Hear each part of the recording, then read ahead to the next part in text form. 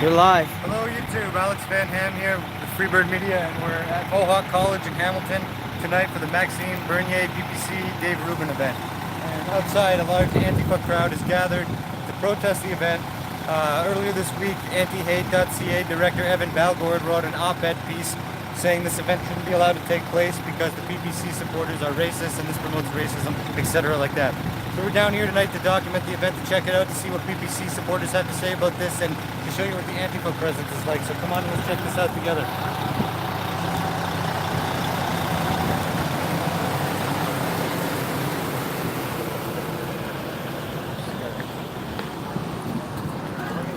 So you can see by looking at their signs, they believe that because of the information that antihate.ca has been publishing, they think that Dave Rubin is a pipeline to the alt-right. They think that they are claiming that studies show that people that consume Dave Rubin's content and content related to PPC stuff eventually end up in the alt-right or end up as, more right-wing. So we'll see if that's true. You'll notice they have various signs, various slogans. It's all pretty typical.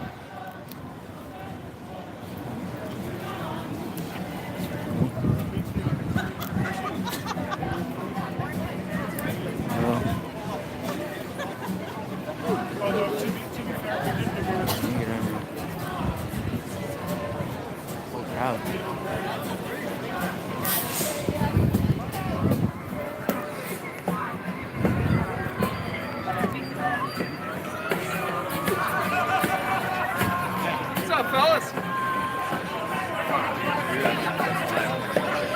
Nazi scum off our streets! Nazi scum off our streets! Nazi scum off our streets! Nazi scum off our streets! Nazi scum off our streets! Nazi scum off our streets! Nazi scum off our streets! Nazi scum off our What does your sign say? Nazi scum Supremacist terrorist. Nazi scum off our streets! Nazi scum off our streets! This is one of the typical left-wingers that stand in front of our streams and just sort of record us back. You can see she's holding a sign that says, "Hate speech does not equal free speech. White supremacy is terrorism." And she believes that we are white supremacists.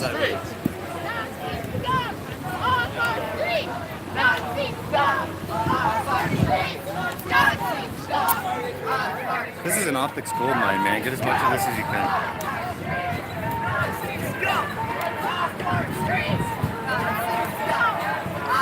Media, check it out.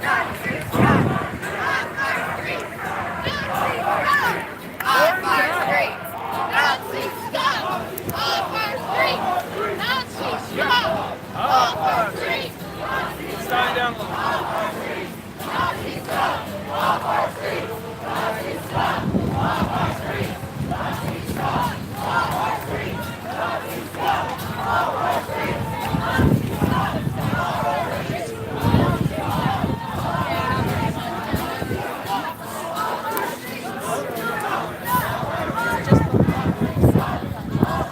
Are you want to head inside?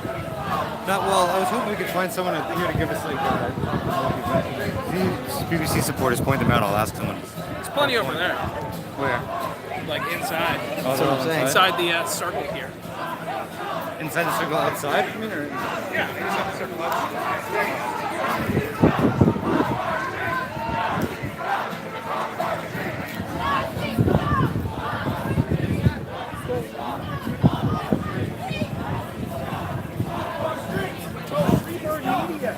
Another bunch of losers who can't get a fucking job. This is one of our Can you put in a good Antifa word for us fans at the here. union? Actually, yeah. Except we don't take fascists. Sorry. Yeah, Give me the guy. You sure? Yeah. Look at it. Yeah, there you go. White supremacist sign. Piece of shit. You got a name? Another picture. No, don't bother. Don't bother answering. We're gonna run you through the computer. Don't you worry, brother. That's good for me. Good. Hey. Make sure you get this on. Nazi scum off our streets! Nazi scum off our streets! Nazi scum off our streets! Nazi scum off our streets! Nazi scum! Nazi scum off our streets! Nazi scum off our streets! Nazi scum off our streets! Nazi scum off our streets! Nazi scum off our streets!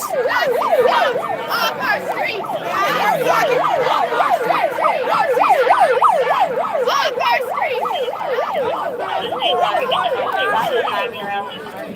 Get some shots of the If we just filter down to the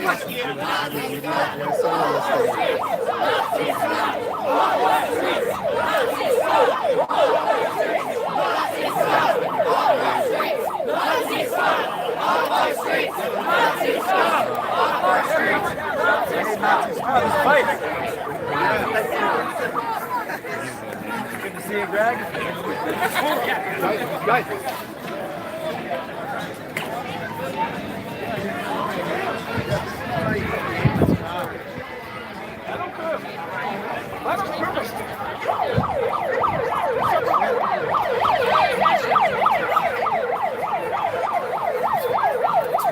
Sorry, buddy.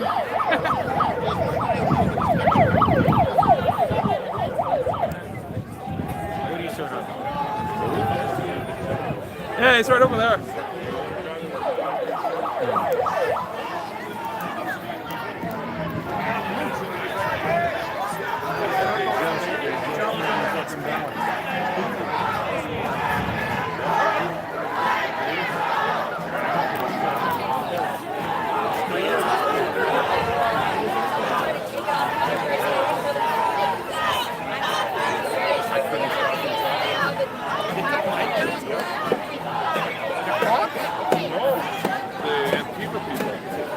The cops had to try and protect them.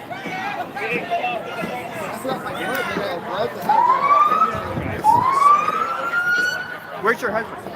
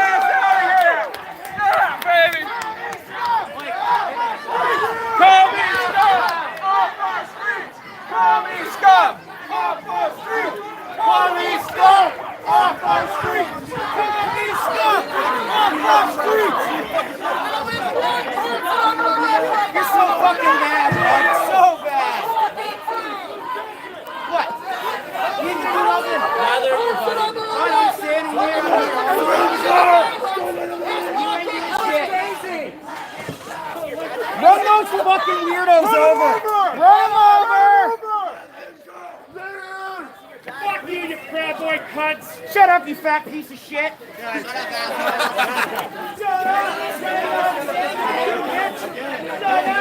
Shut up! Look, you're shaking! You're shaking! Get out of my fucking face, fucking mother! Fuck your mother! You fucking weaselly piece of shit! Shut the fuck up, asshole! You're fat! You're a fucking weasel! That's what you are, bud! What? What? No!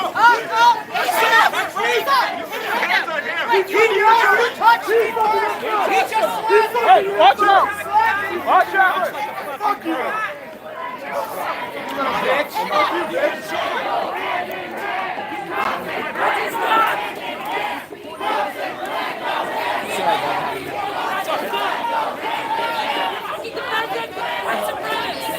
Yes, you're defending fucking white supremacy. There's no peace under white supremacy. There's no fucking freedom. Flag go hand in hand. Shots and flag go hand in hand. On the big fat fuck. Yeah, that was the fucking dude that was fucking shooting up his neighbor. No, that's what the big fucking dude. Okay, he salted me first, man. You punch like a bitch! That's awesome. He punches like you, then? I'll show my case later. Wait, how's it been? It's been really good. Come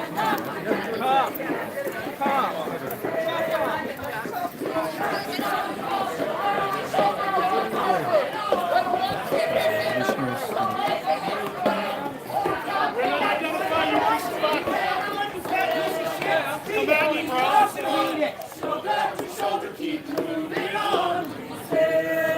You fuck around, you find out. Tell me that right now, Fatty McFadden. We are strong, shoulder to shoulder, keep moving on. Resilience, make a new plan. Stand up together, say yes we can. Resilience, we are strong, shoulder to shoulder, keep moving on. Resilience, stand up together, say yes we can. Resilience, we are strong, shoulder to shoulder, keep moving on. Why are you shaming us?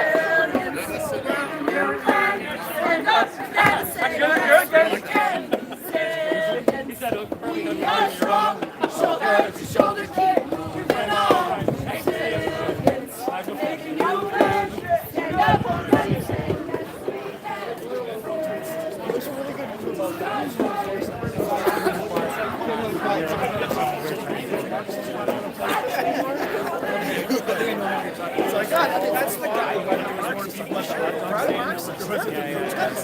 So, since we've been here, we've seen a few scuffles in the parking lot. It seems like a few of the protesters were arrested. There's a good police presence here. They seem to be keeping things under control. As you can see, typical kind of antics. They're singing now, the protesters.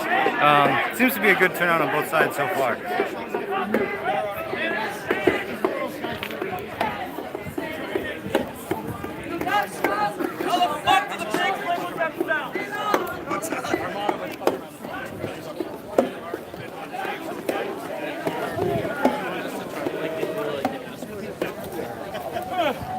If we need it. Yeah, because we're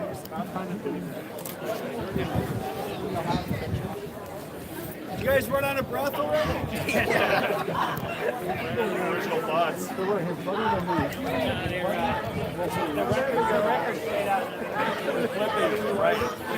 Bring the music back! Drop a beat! Everyone's sunset up. Very soon, yes. Just maybe a couple last minutes.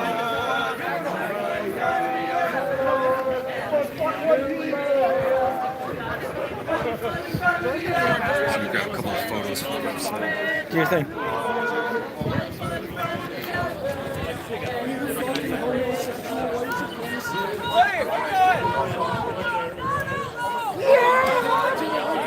To the walls! To these cars on the flagpole!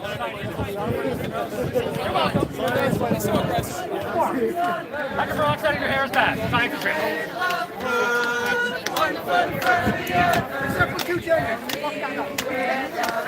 I already said that, Gabe. Try another one.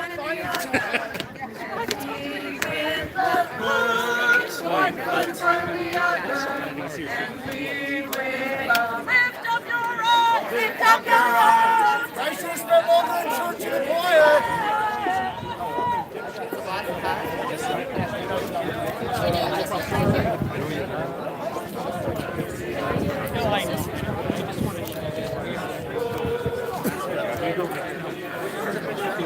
Appreciate it, man. Thank you.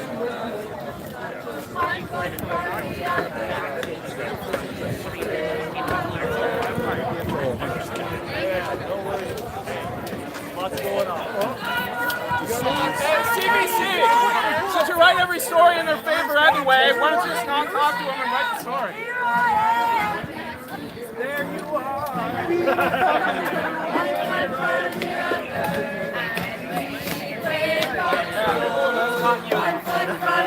No chance. Proud and liking the shirt.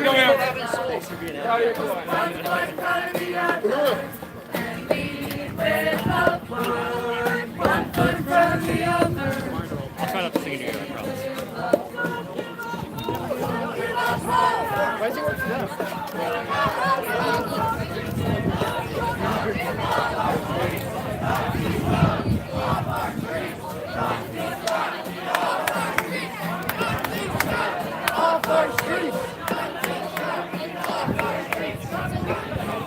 right, Alex, what do you say? I want to ask for one street interview. All right, do your thing.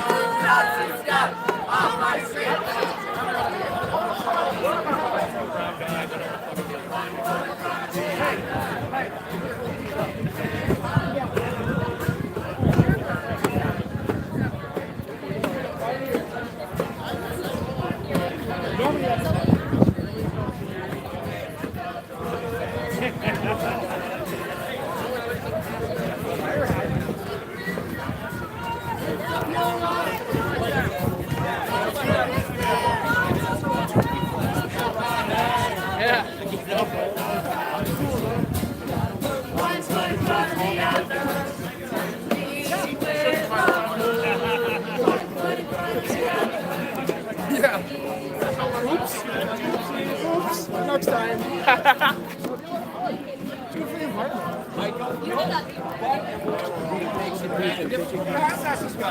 Yeah, just make sure someone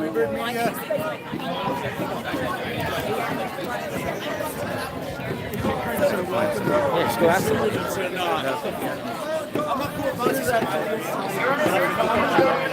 I see that Iron Maiden shirt. They stand for everything that you know.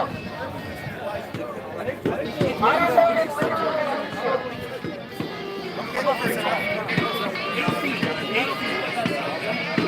I'm not very tall. I'm a kid. That's like 1.5 of me. That's like 4 Joe Rogan. We're matching on table. I'm going to say about 4 Joe Rogans from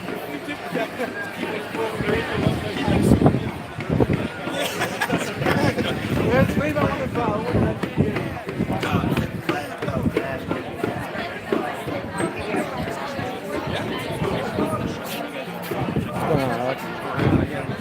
I am about to attend conference in college for this exercise that Dave Rubin and some other speakers, and we will keep you posted.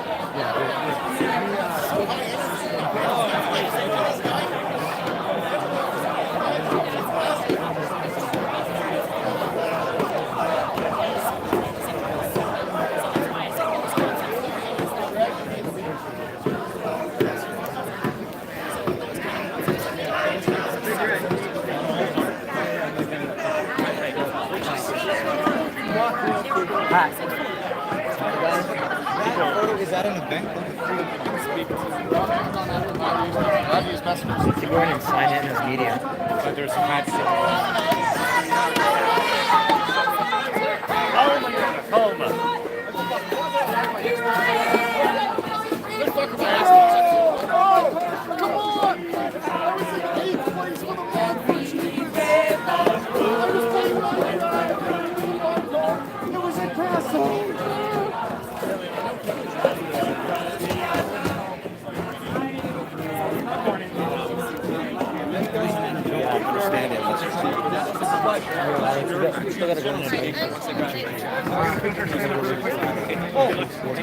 Invite yourself. So I'm trying to send Lee a big video.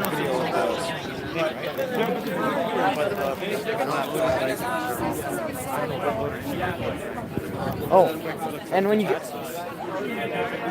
you get inside, let's respond to some comments. We're gonna get Alex to respond to some comments from the stream once we get inside. Alex, yeah. Respond to some comments when we get inside. Okay, perfect. All right. Where do we go for media? Did you talk to the guy yet? Talk to him and he pointed me this way. Pointed this way? We're here. Sorry, I was already speaking with a gentleman. Oh, yeah, you're Freebird. Yep. Who are you at? These two guys are filming for me. Give me 1 second. I'm going to have Kevin Cooper sign you in, but yeah. Sweet, awesome, thank you. Where's Kevin? Just give us a second. We'll get in. Thanks. All right, you know what? Not a bad time. Maybe look at some comments. Oh, yeah. PPC's fascist Islam is just. Well, with the Alex Mayhem from the beginning. So, Someone wanted to meet you, but they weren't here today. you still can. Hey guys, if you're watching this live stream right now, we're going to be here for the event and we're going to be at the scrum afterwards asking questions. So if you come now, we're going to be here for a couple hours at least still. Feel free to come on down. Really interesting event, a lot of energy here, a lot of good support on both sides. Come check it out if you want to, and we're happy to talk to you. We want to interview people, we want to interview supporters, so come on down if you're interested. Howard G says hello. Howard, man, good to see you. Thanks for watching. Someone wants to film the crowd, but we're going to go inside now. We have to register as media, so we can't be out here until right before the event starts. We're at 40 live. 40 people watching? Yeah, it's not bad for YouTube, but for Facebook, you can get a lot more. I'll just say something else. If you're just tuning in now, there was one scuffle already. A couple of protesters were arrested and taken away. Some crowds descended on the cop car and were chanting, let her go, but that's about the extent of it so far. No huge fights. Alex, man, this is insane. It's like, Just give me 1 second. I need can't. to check in, then I'll check on my end. Yeah. Yo, Alex. Yeah, guys. Yeah. Are you staying out or are you going in? We're going in. Okay. Yeah, guys. These three are good as media. Thank you.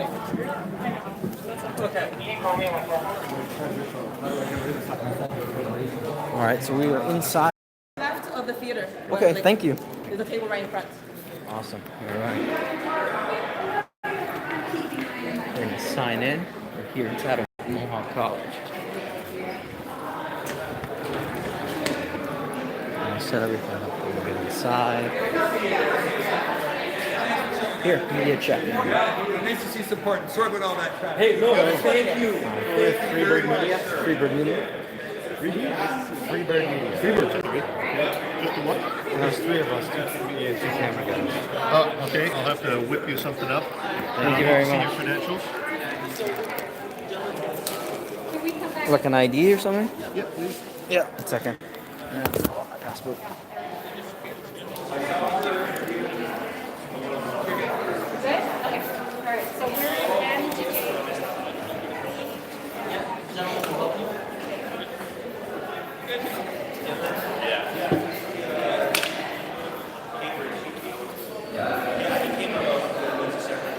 Okay, so who's already pre-registered? I was the one who emailed that woman I was speaking to. 1 second, everybody. Okay, that's good. Okay. Can I get the two other individuals to just fill out what you can down here? You'll find. That'll be yours, Alex? Here, Alex, and you. Thank you. Sure, yeah, I can do that. Sign it somewhere.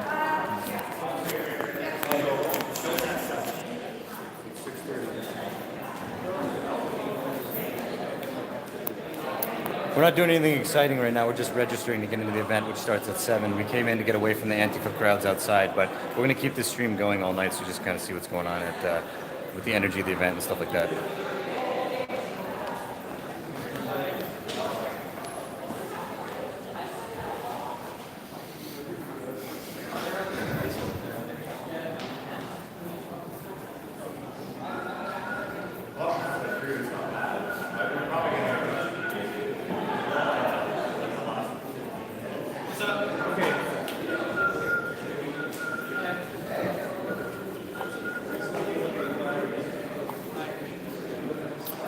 Yeah, so I actually brought out the mic flag today for the mic, and for some reason it's not working with this phone that we're using. So as much as I wanted to have a more professional look today, this is the best we can do.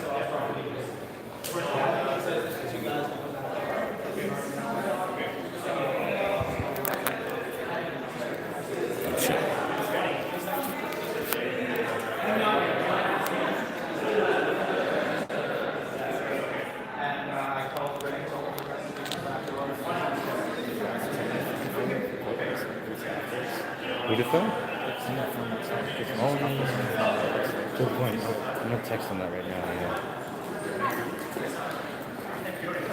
Sorry, dude. I reversed the camera, so it's like I don't know how to switch it back. Yeah. Oh. I'm gonna go. You press the switch. There you go. The camera switched, Alex. Here. Yeah. So Hold on. Now it says I gotta rotate the device now. Hold on. You keep holding that because I'm gonna do this for a second. Can you do me a solid and wear this bag? So I kind of had to take out the bag. They thought they needed my ID. So I took my bag out of a bag, if you know what I mean. All right. It's the camera's facing. Yeah, I know. I have to flip it. All right, we got Alex here. We're just setting everything up. Take that. Sorry, that's caught on there. Yeah, I hooked it on there. And actually, if they gave us a little bit more time, we could set it up properly. Here, I think I'm gonna just give us 1 second. We're gonna set everything up nice and properly. If you guys can just wait, I can set this up for Alex. Just be a little patient there.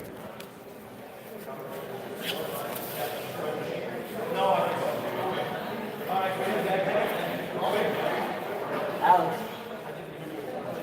Here, 1 second. Maybe talk to them. I'm just setting everything up.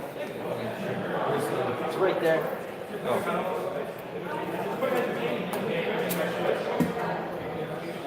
Alright. Sorry guys, we know this is boring right now. We're just setting up all our gear. We got press passes to get into the event, so we're gonna be at the scrum afterwards. Hopefully we get to ask Bernier some questions. We got two It's phones pointed at today. me, Alex. It's pointed the other way. Oh, it's going the other way. Okay, guys. So we got two phones for this thing. So if you leave comments, I'm gonna try to respond to them on my phone during the event as well. So feel free to leave us as many comments as you want, and Yeah, we're gonna keep this thing going through the whole event tonight. So please keep watching the stream. Share the stream out if you can. Like I said, this is a live stream of the whole event tonight. So thanks for the support for watching the stream, guys. We appreciate it a lot. Look, now that's much is not much better. That's better? Yeah. All right. 1 second. Gotta put my stuff away.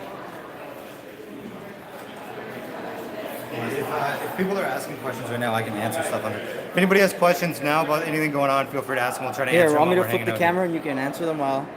here. Oh yeah, sure. All right. Here's the camera's flipped. You can just hold that while I grab one. Awesome. We got a GoPro now, which is pretty cool, and we've got more data for streaming for this event. So if anyone's got questions, feel free to pose them, and otherwise I'm just gonna keep showing you guys. Right now we're inside, but there's more people coming in. Like we said, we saw some scuffles already. I'll just add a little bit of commentary on my own, I guess, at this point. You can see that everyone outside protesting with these signs, chanting Nazi scum off our streets and talking about all this stuff about Nazis. There are no Nazis here. I haven't seen any legitimate race groups or people or symbology or anything here. It's just, this is sort of a populist movement. There's a lot of, I think, good-natured people here. I really think that a lot of these protesters have good intentions, but are extremely misinformed. And on a side note too, I'm working on finishing my book that's coming out. A big part of my book, what it's about, is kind of explaining the psychology of the people at these type of events. So these SJWs that are outside here acting all crazy, you can tell that, you can help understand them more. You can tell that there's something, that they definitely have a certain type of personality profile. So I'm just going to switch this around. I don't want to go back outside because I got my press pass already, but I'll show you through the window. You can still see some of the crowd outside.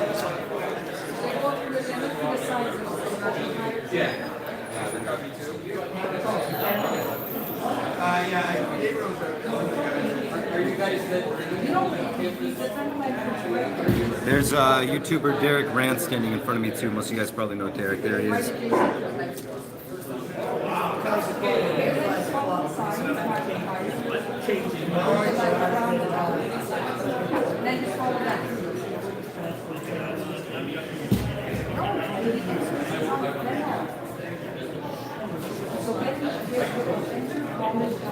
Yeah, I might have been right?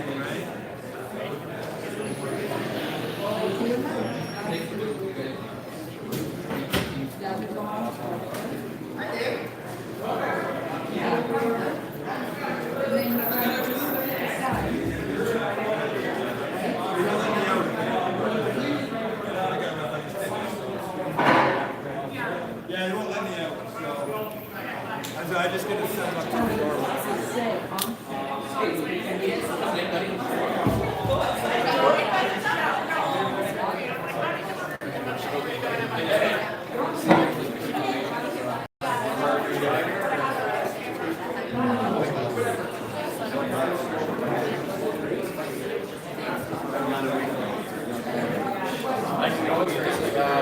It's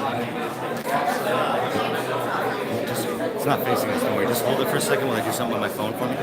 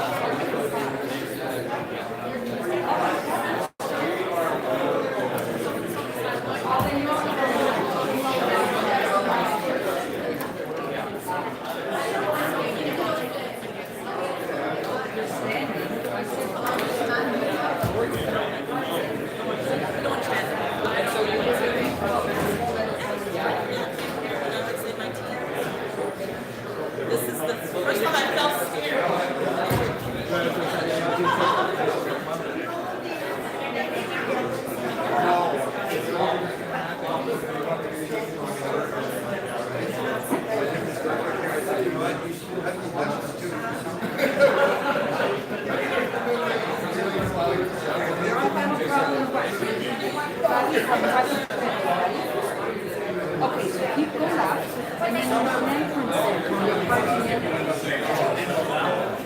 It's like a building or whatever. Go left. Follow it through, and then just look to the side. It's the entrance when you went, remember when you were doing work here and you went in the back way? That's the entrance. Tony, you know what? Find it. It's not that big. What can I say?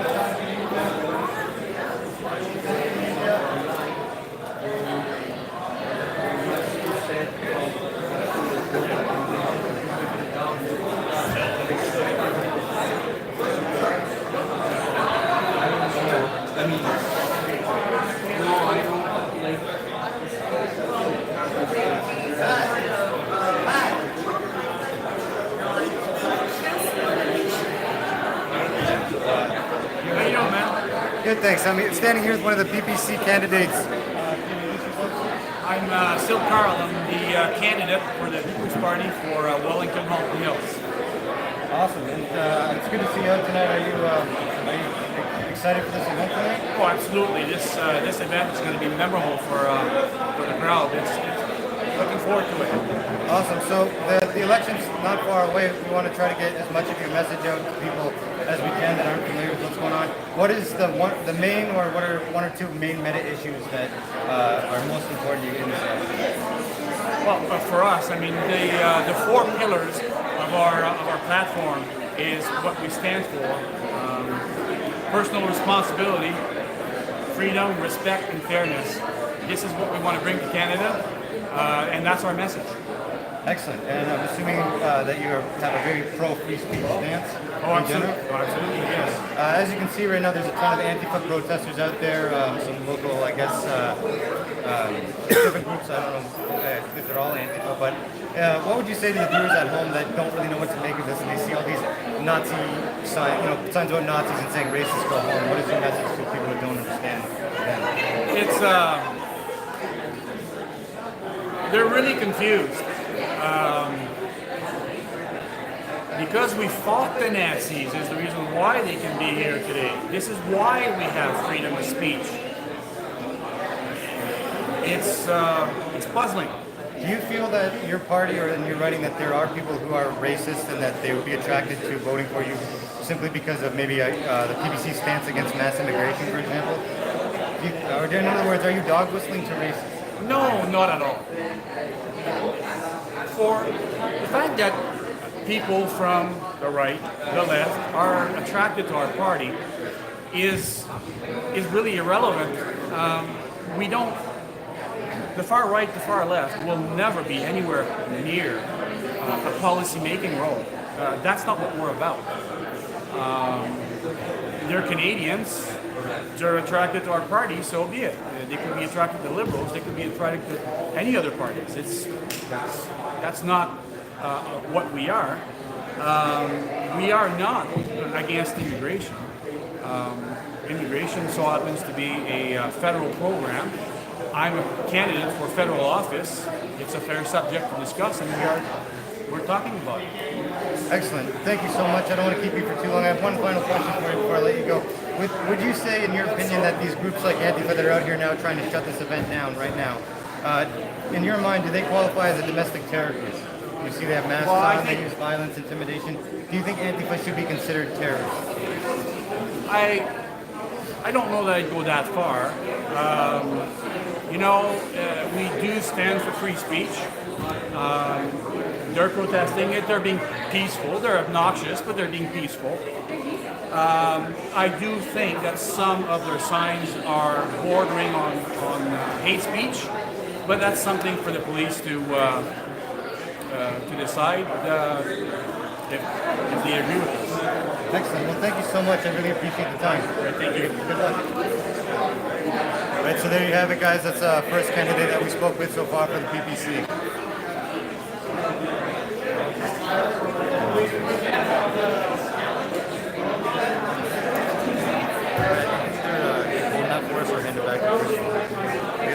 Thanks. All right, Alex, let's go in there.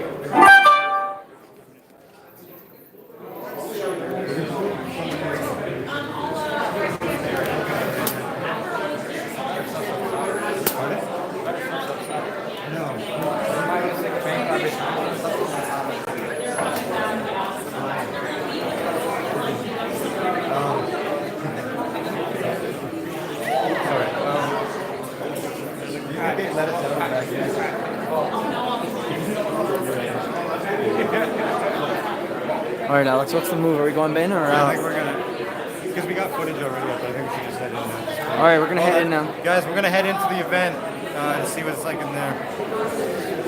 Go in there and get an interview with Woody. Yeah, he's freaking wild up there.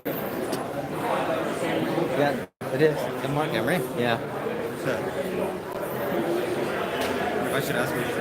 That's supports liberals. Marijuana activist Mark Emery is standing behind me. Yeah, absolutely. Yeah, Sure, we're live right now. Oh, hi guys. Snagged another PPC candidate here, sir. Nice to meet you. Yeah. It's Greg Westwood here, the PPC. Yeah, Parkdale High Park. Awesome, nice to meet you. So we were just talking with another gentleman. I have a question for you. Obviously, the PPC is a pro-free speech party, correct? Yeah, I would generally say support. so, yeah. What would, there's a lot of people probably watching this at home that haven't been here in person. They're seeing two different messages outside because there's signs everywhere that say Nazis go home, racist this, racist that. What would you tell people that don't understand why these signs would be out there? Is the PPC racist? Are the racists here tonight? There's a lot of misinformation out there about our party. And I work in media, and I went to school for media studies. There's a lot of mischaracterization of our party, unfortunately. Maxime Bernier has always denounced racism, white supremacy, even anti-immigrant sentiments are not welcome in our party. He said that since the very, very beginning. And Yeah, unfortunately, that's not the message that we hear from the media because they associate us with these weird fringe characters and associations. So I don't really know where these people consume their news and how they get their information. But Do you happen to be familiar with something called antihate.ca? I'm sort of familiar with them, yeah. Antihate.ca, the executive running it is named Evan Balgord, and they receive money from the Liberal government to basically produce propaganda in support of progressivism. And he wrote an op-ed last week that was published trying to shut down this event. Oh wow! So, so that's actually public and verified information that anti-hate gets money from the Liberal government. Well, you know what? I'll make one legal clause here. That is my. Verified? That is the assumption that I'm working under, so no one's responsible for this except for myself. But I am of the opinion that they are. I believe they are. Yeah. So if anything if this were to be fact checked later, come to me. But I am, according to my research, I believe they are. Yeah. So anyway, do you think that they're responsible for causing a lot of this reaction that you see outside? I think that's part of it. I mean, I think on any side of the political spectrum, there's bad actors for sure who are trying to push a certain agenda. I mean, the one quote I like is, "The People's Party of Canada has very extreme views. If you haven't read our platform, if you have read it, it's actually quite moderate and very mundane and harmless." And I actually made a video. I would check out my YouTube channel later. It's Greg Wycliffe. So he's got a YouTube channel, Greg Wycliffe.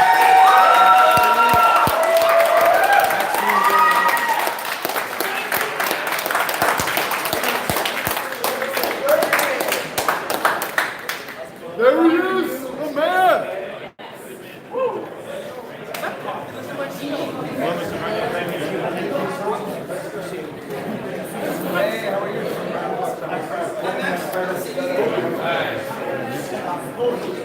Well, seriously, I appreciate you taking the time to speak with us. So we're going to go in now. Maxime has arrived. So again, thank you very much for your time, Maxime. Absolutely. Thank you. Someone's saying here that Kevin Metcalf got arrested outside.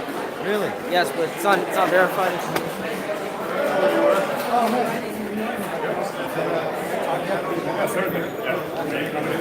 Yeah, because...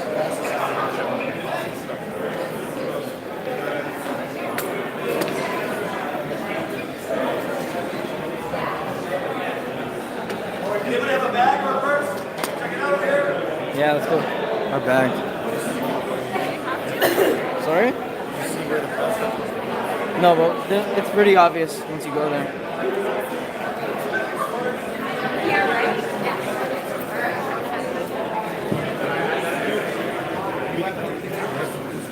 Yeah, everyone has to do this. Yeah, I know. Hello. What's up? What's up? You can go through that if you want. I can't. Oh, you want me to pop it open, it sorry, brother. Anybody got a bag or a purse? Come check it out here real quick. We want to keep Max safe. Okay, everything here is yours? Yes. Any weapons? No. Okay, we're good to go. Any liquids? Negative. Okay, thank you. Good. Somebody check the bag? Okay. Oh, that was me. Yeah, okay. Can you check the bag? Oh, yeah? Okay, good. Good.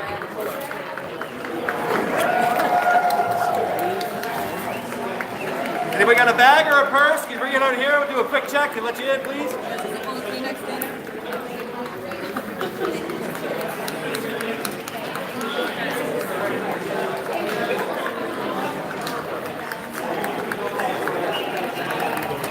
Sir, can you take a sip out of the water bottle?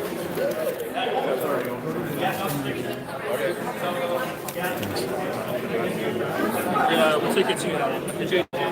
Before the red tape. Share before the red tape. Where are you guys going? Ada L. In front of the red tape. Media? Anywhere. Okay, awesome, perfect.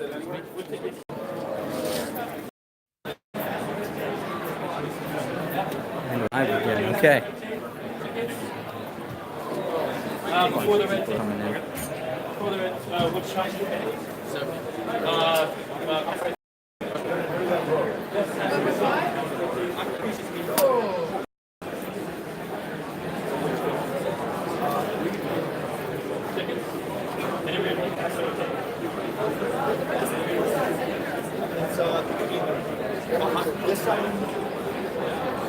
Let's go get a view from seconds.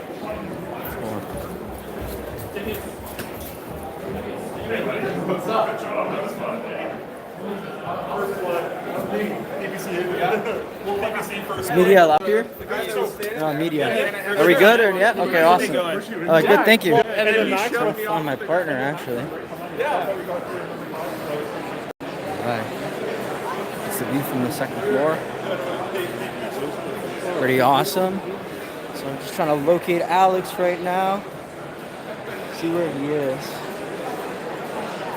Where is Alex? Just trying to find him. See if the bad spot.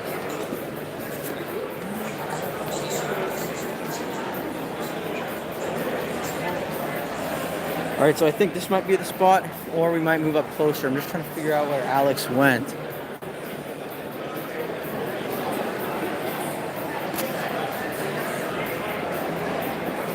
Oh, I see him. He's down there. You know what? I'm going to have to go down there and get him.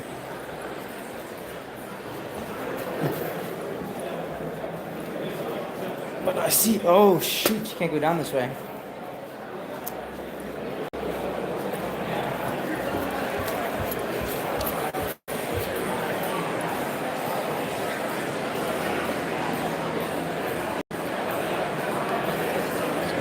See Alex, he's down there.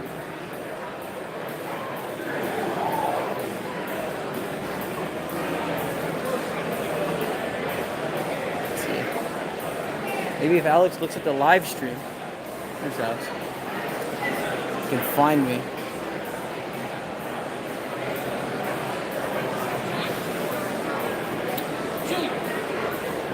Sorry there, bro. Alright. Sorry, bud. Pardon me. Get out of the way.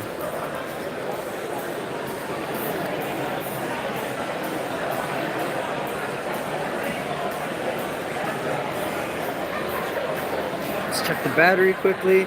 72%. We're definitely, there's a chance to get a closer seat. Yeah, okay. We'll go downstairs and we'll tee up with Alex.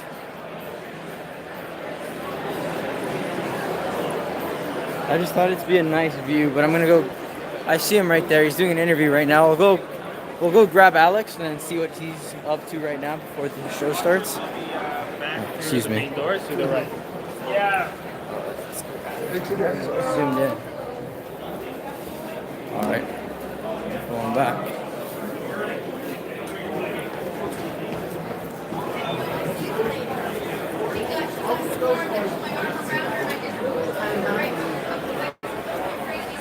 Alex is down over. I'm not going to lose Alex again. We just saw him. Oh, he's right there. I'm just going to talk to Dan for a second. Dropping close. I do need to There put it some is. salt. Just a line of people. Excuse me. Thank you.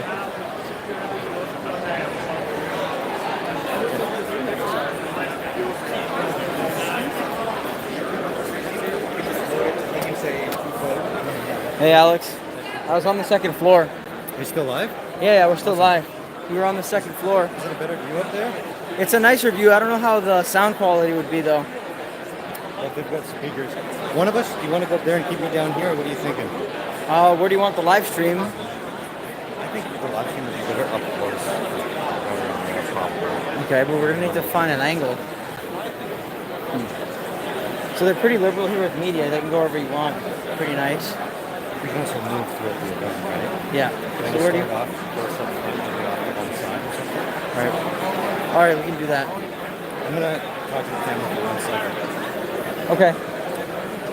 Hey guys, for those of you watching the stream, I've talked to a couple candidates for the PPC already. I'll be speaking with, with Robert Forbes, or Bob Forbes, who's a candidate for Norfolk County after this as well, some other people. So keep watching the stream. I appreciate all the support, guys. Actually, hey viewers, we're trying to decide what angle to film this from, so feel free They're to saying comment. stay down here. Stay down here? Yeah. Okay, if you guys want us to stay down here close to the stage, keep commenting. We're considering going upstairs. No, they want it down here. see if I can find a good angle.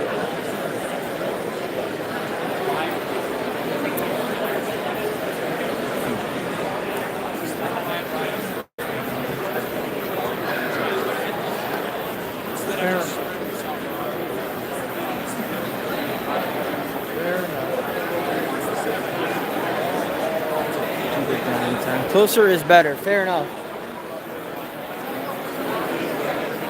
So what's the motive? What? What's the motive? Should I just go over the corner there? Stream it from there? Yeah, that's what I'm thinking. Okay.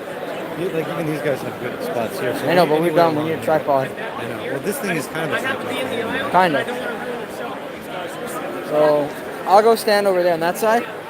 Is that seat on the very end open? Grab it if it is. Yeah, okay. All right, folks, let's get a seat here for the live stream. Pardon At the us. same time, I gotta see it. Are we good here? Yeah, okay. Yeah, let's take the seat. I mean, we're good there. Yeah.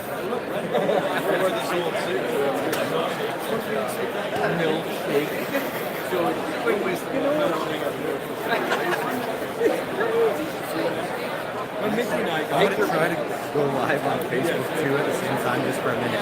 Just to tell people on Facebook to go to the YouTube stream. Oh, people want to see the turnout. So. Oh, the turnout, yeah.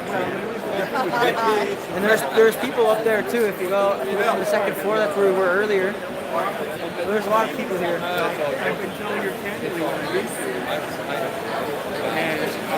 Let's show them if they want to see. That's the turnout for those that are interested. So a lot of people came out today. But then she did like it anyway. And so then she.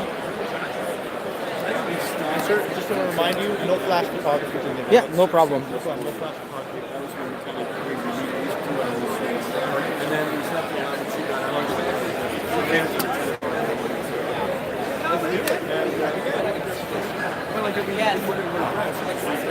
That's an awesome turnout. I kind of think we could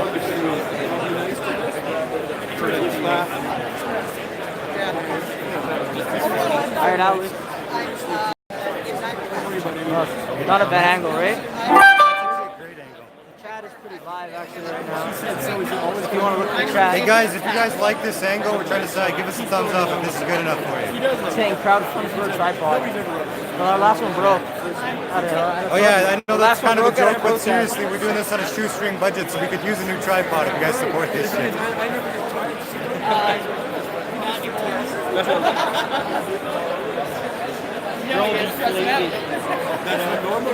They don't realize it. No. I used to be Jody. Yeah,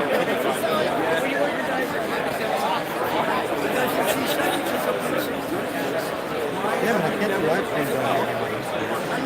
You need the Facebook Creator app. Yeah. If you want, like whatever you want to do, from that place to that place. 90. That's a good idea.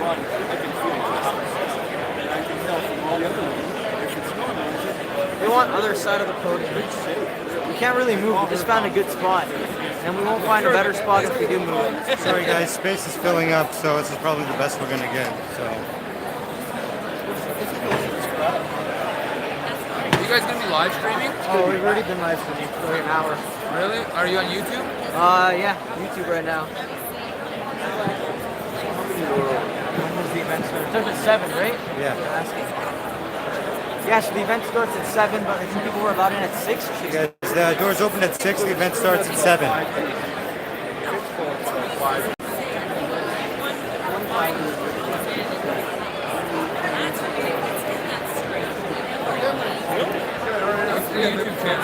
Freebird Media. Can you do it like as a URL? Freebird Media? Yeah, youtube.com/Freebird Media Canada, right? Yeah, Freebird Media Canada. I mean, well, except for coming in, right? Everybody's all like me. 600. Or, you know, these things. I think it's they don't know. Would be. I think they don't know anything.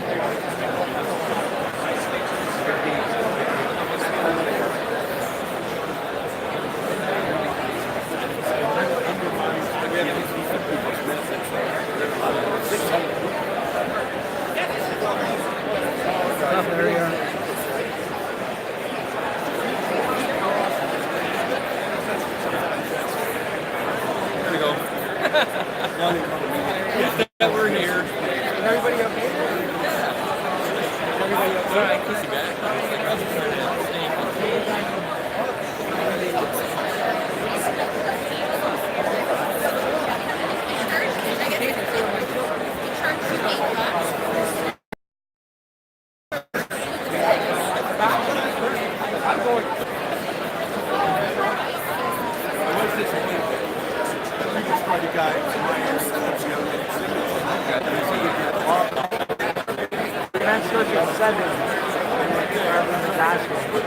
We just came in early to get a better seat. This guy's live.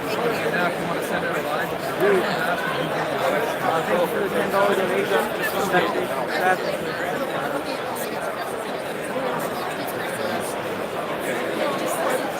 are you carrying the live stream? Oh, okay, so that's all. Yeah, I got it. Or I can send it to I'll look for your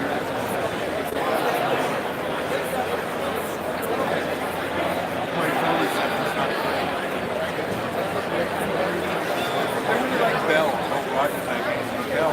It's been good. I might change my Bell. Are you sending me that link? We're going to try to get center coverage.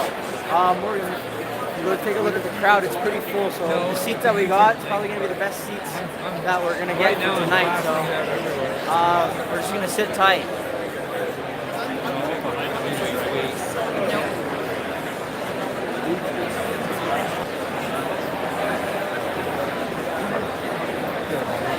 So I can share this and then start.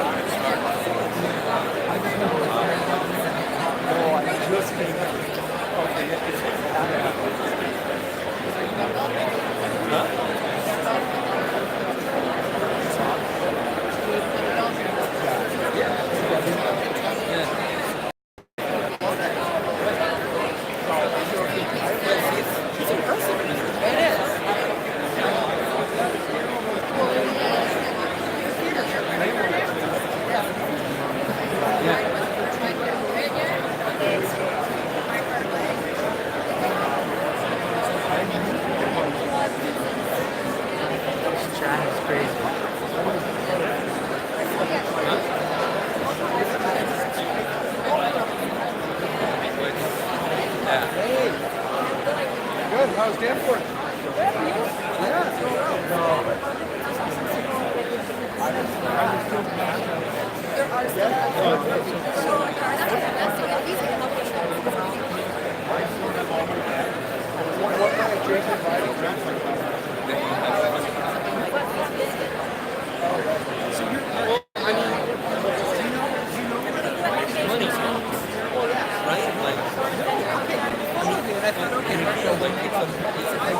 Hey guys, Someone donated $10 by the way. What? Someone donated $10. Oh, that's amazing. Hey, I just saw that somebody donated $10 to the stream. I seriously appreciate that. That helps to cover our transportation to get here. So thank you so much. Well, not quite like that. I was just talking to some people that were here outside earlier. And I was just talking to some people here at the event that saw earlier in this live stream when we were outside. Some people took a swipe at my camera and hit my hand. It's around my neck though, and they hit the mic right in front of a police officer. Watched the whole thing. It wasn't assault. You know, nothing happened. Right in front of the cops. So people were. Pardon me. Sorry, what's his name? Shane, we saw your donation just now. Thank you so much, man. Super appreciated. So I can't thank you enough for this, guys. We're going to keep doing this stuff regardless, but all the support we get is seriously appreciated. So anyways, I was saying just now, some people were asking, why didn't the cops do anything? Someone in the chat offers a tripod. And if anyone has a tripod that you want to donate to, that also be super appreciated. Freebird Media Canada, hit us up and we'll respond by it tomorrow. We appreciate all the support we can get. We're going to be live streaming this whole event for you guys. We're interviewing all the candidates we can for the BBC, trying to promote their message as much as we can, get as much information out there as we can, documenting the Antifa antics outside, everything. And we're doing it one way or the other, but everyone that's supporting us, it means like a huge amount to me. So from the bottom of my heart, thank you so much. The event should be starting soon. A lot of interesting people here. Like I said, I spoke to two candidates. Pardon me. I'll be speaking with. Someone just donated $40. Awesome. Thank you so much again. I'll be talking with Bob Forbes after this, and at the media scrum, probably Bernier. Yeah. This person. Aspiring. Aspiring Thomas, thank you so much, man. You just made my whole night. Like now, I'm just trying to do a stream and people are supporting us, and all of a sudden I feel like I'll choke up. So thank you so much for that support, guys. We're gonna try to get this whole event for you live. I think we got a good spot, and then afterwards we're gonna be able to hopefully talk to some people at the media scrum. So stay tuned. Share this stream out if you like. Share it on Facebook. Help get the link out if people want to see this stream. Super appreciate all the help. Yeah, I don't want to bore you guys too long, but we're just going to be streaming this whole event, so help us get the message out if you can. And for the PPC, Maxime Bernier, Dave Rubin's here, David Haskell, who we've interviewed before on this channel. I'm really hoping to get a chance to speak to him. I spoke to him at Laurier about a year and a half ago. When the Lindsay Shepherd controversy was going on, he's always been someone that I've enjoyed talking with, so I really hope I can speak with him afterwards, and all the other speakers as well. So thanks for the support, guys. Hugely appreciated. There's some people who are coming in late, and the event actually hasn't started yet. It's about to start. Guys, the event still hasn't started yet, so if you're late, still come on, keep rushing down here. You still got time to get in here. We missed some answers footage, but that's about it. And we'll be around afterwards too. And yeah, thanks again.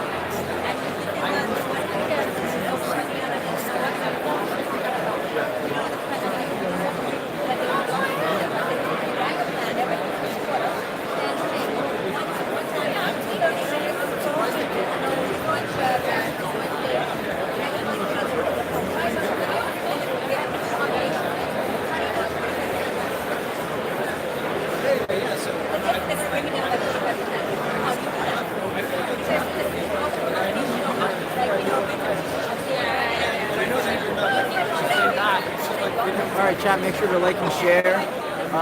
Seems like the event's going to be starting real soon. So just sit tight, grab some popcorn, and get comfortable.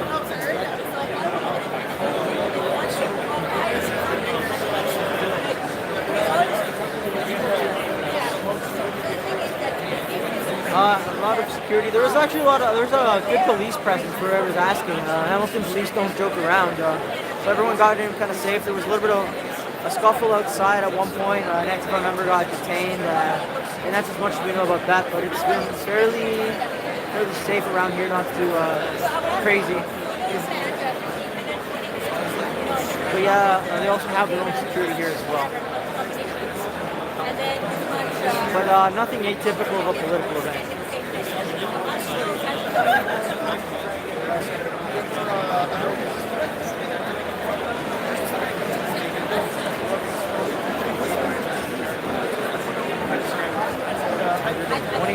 Hello, everybody who's joining in. We are just waiting out right now for the event to start. It's starting any minute now. And for those of you just tuning in, if you go back to the beginning of the video, you can actually see some Antifa presence outside of the event. Small scuffle, but nothing out of the usual besides that. And that's pretty much just about it. We're waiting out right now, everybody. Hello. All right, in the chat, what part of Canada are you from? Let's give a shout out. What province? What town? Let's hear it. Yeah, give a shout out, guys. Let us know where you're watching from.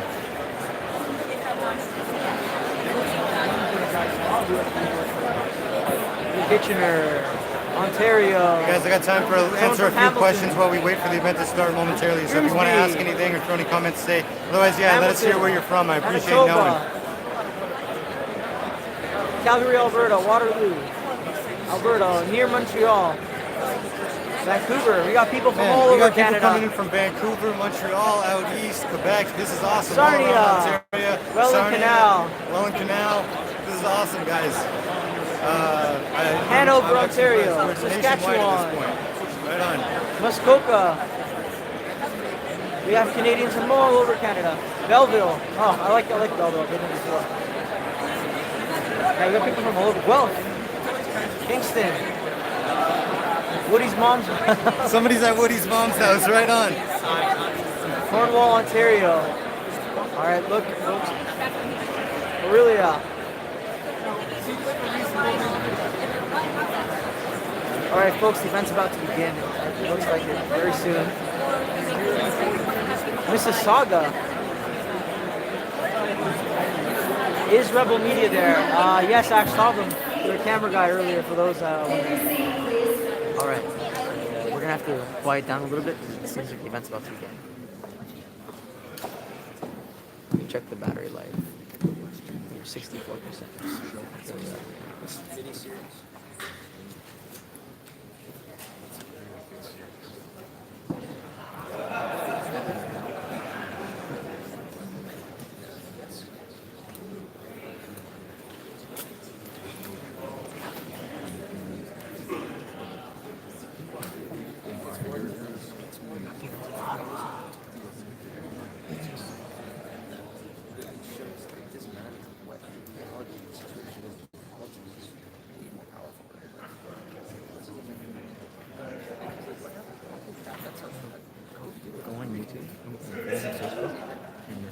Share it again and say that you're about to speak. The event's about to begin. So because some people left because we were just waiting. No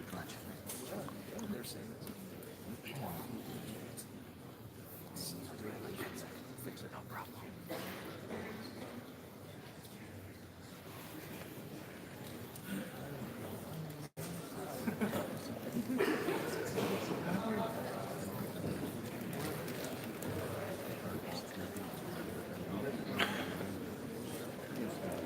Twitter update too.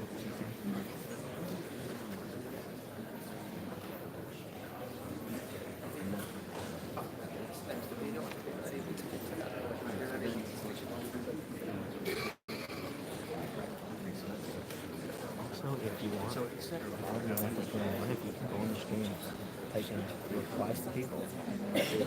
You can't speak back to them today. Talking. Oh, nice. We have someone who subbed. Thank you, Frank, for subbing.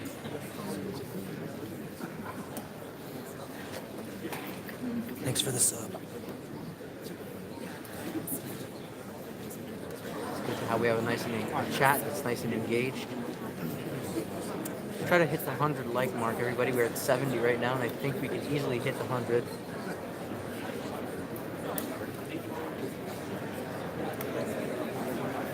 $73, awesome. Thank you for the people who just liked. 74. We are climbing, boys. 78. Look at that. I think we're gonna reach 100 very, very quick soon. 80. Come on, guys, send in those likes. Let's hit 100 before the event starts. Like. Hit like, guys. 83. Wow, 10 seconds. 93. We're gonna hit it. Yeah! The event's about to start. Come on, 96. We're almost at 100.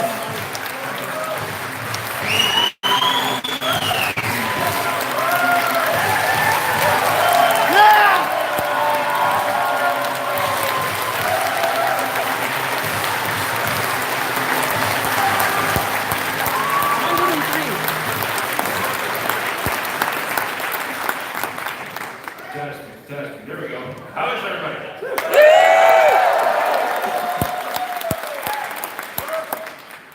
So I'm Frank Hahn, if you don't know. And I will be the moderator for tonight's event. But before we do anything, I really want to say thanks to all of you for coming tonight and pushing back against the fascism that's happening outside.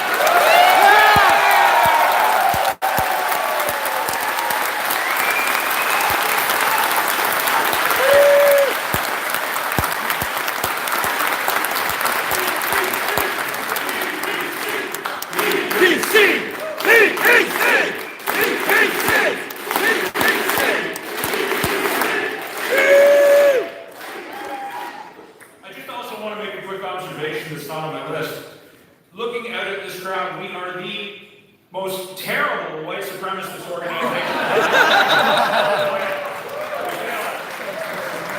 Yeah. So before we get into it, I want to introduce to you Kelly Day. She flew all the way from Prince Albert, Saskatchewan at her own expense just to sing us the national anthem.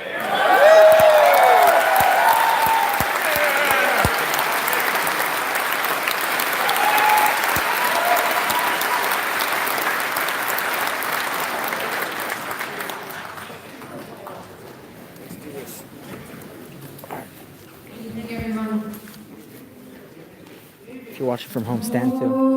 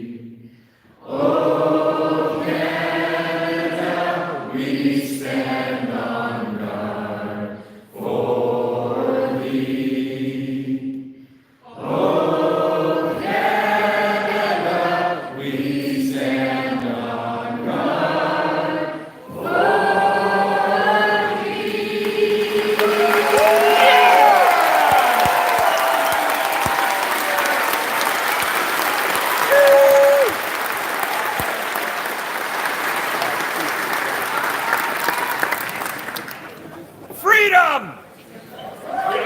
Freedom!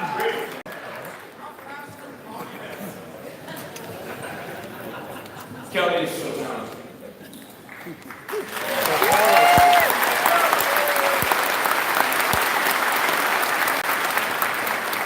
Before I introduce our speaker for the evening, before we get into the actual conversation portion, I want to thank the many people and organizations who helped make this event possible. All the EDAs who funded and got this thing started, all the people at headquarters who organized and went out of the way logistically and otherwise, and to the security. I mean, let's hear it from all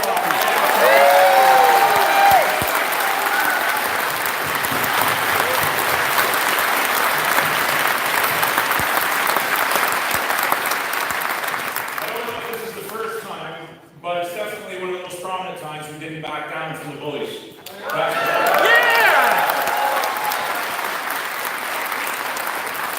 Now, I'd like to welcome a man who needs no introduction, but I'm going to give him one anyway. He is a professor emeritus of political science at the University of Western Ontario in Canada. He's a former columnist for the London Free Press and the Toronto Sun, and has contributed to various publications like the National Review and the Middle East Forum. He is an author, a speaker, an activist, and a man who has been much maligned by the encroaching cloud of mainstream censorship, which affects all of us. He has received numerous awards and accolades for his expertise in various fields. He's a Muslim. He's an immigrant, and a staunch advocate for free speech and free expression. It is my honor to introduce my friend and our BBC candidate in London North Centre, Professor Salim Mansour.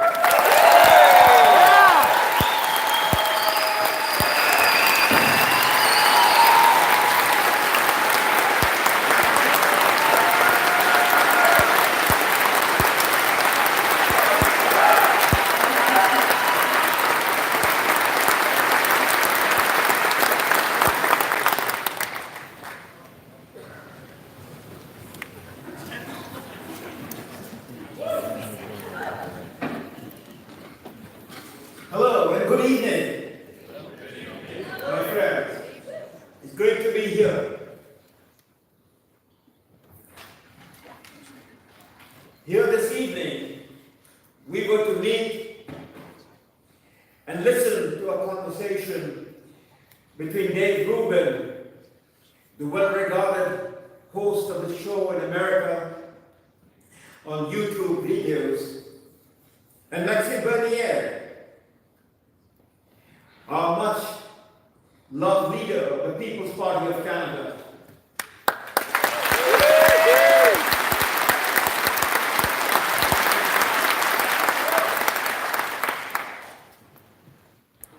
It was arranged as a follow-up to an earlier conversation between the two that aroused immense public interest in both our countries, Canada and the United States. We simply assumed in our Canada we could gather openly and engage in any conversation we wish to have without contemplating that what we take for granted in our day-to-day lives, in one of the oldest democracies in the world, would stir a nest of hornets, of gnats, and worse, in our midst to stop us from doing what generations of Canadians have done in peace and in harmony. So here we meet at Mohawk College in Hamilton, Ontario, not simply to attend a conversation between Dave Rubin and Maxime Bernier, not simply to show a resolve that we Canadians, and we will not demean ourselves now or ever stoop to the diversity crowd in labeling with prefixes of color and gender and ethnicity who we are as Canadians. For we are Canadian, one and all, pledged to a country true north, strong and free. We will not be intimidated.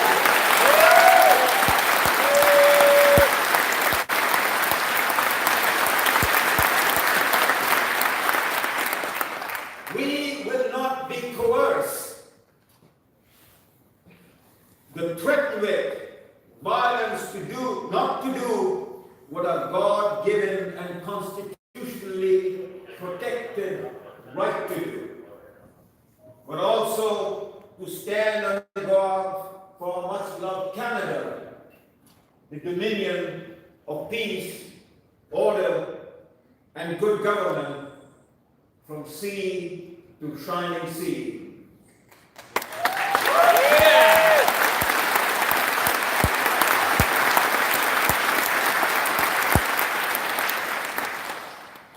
Here, we are met for what was scheduled to be a joyful event of sharing and exploring and learning about issues that bring us together across Canada under Maxime's leadership, into a test of where we are headed as a country, a test of our democracy, a test of who we are as a people, and whether, as Canadians, we are truly worthy to protect the legacy bequeathed to us by Sir John A. Macdonald and Sir Wilfrid Laurier.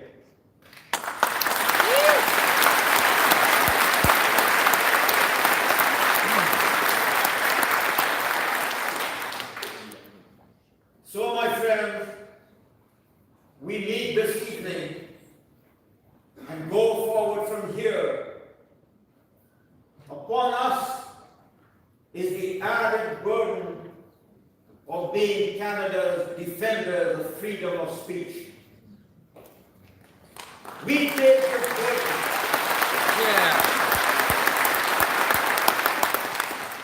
We take this burden proudly and with quiet determination, as Canadians have done before us. And so, we are resolved as the progeny of those Canadians who stood their ground at Riley Ridge, who stormed the beaches in Dieppe and Normandy, who fought and died in defending freedom and saving Europe twice from the forces of totalitarianism in the last century.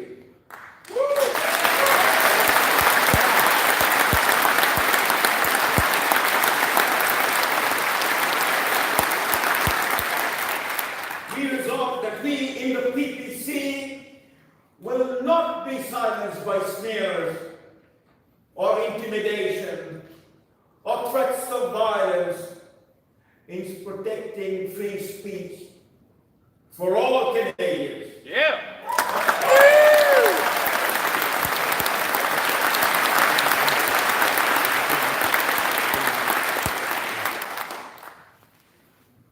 Note, my friends, that the establishment parties and the leaders in our parliament, the Liberals, the Conservatives, the New Democrats, and the Greens are missing.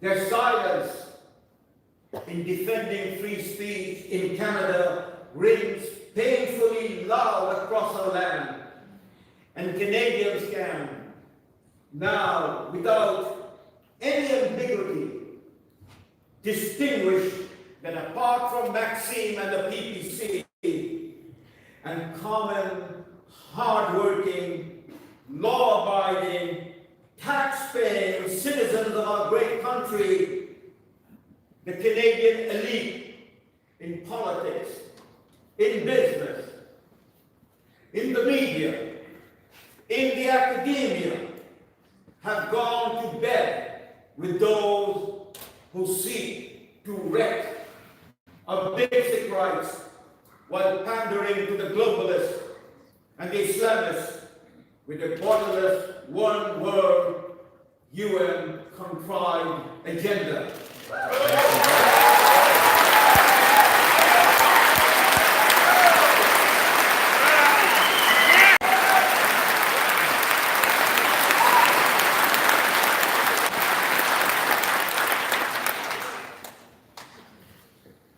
But why is this so, my friends? Why is this so? The answer is not complicated.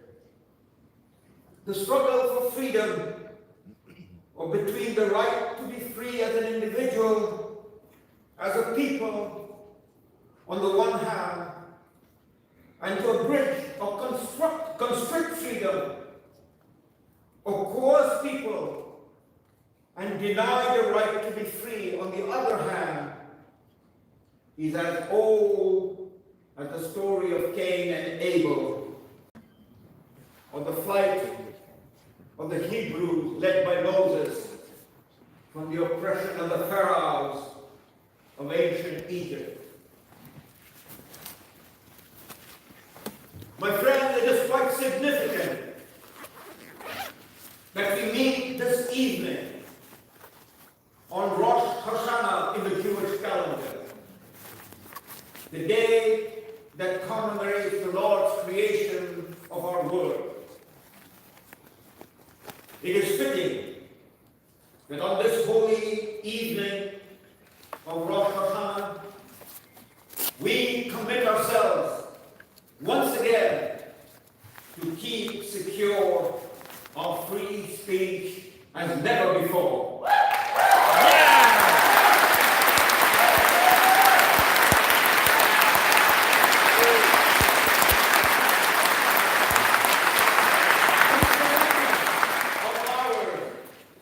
Is also not complicated to explain. Maxime understands well what Liu Xiaobo, the late prisoner of conscience in communist China and the 2010 Nobel Peace Prize laureate observed, that freedom of speech is the mother of all freedoms.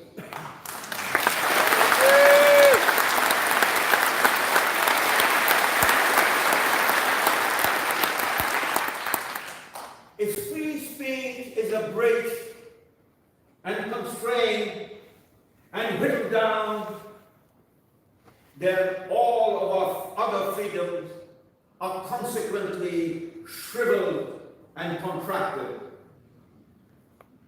Maxime also understands what the other great Nobel laureate in literature, Elias Canetti, who survived the Third Reich, wrote that the origin of freedom lies in breathing. Maxime and we, the PPC, will not stop breathing.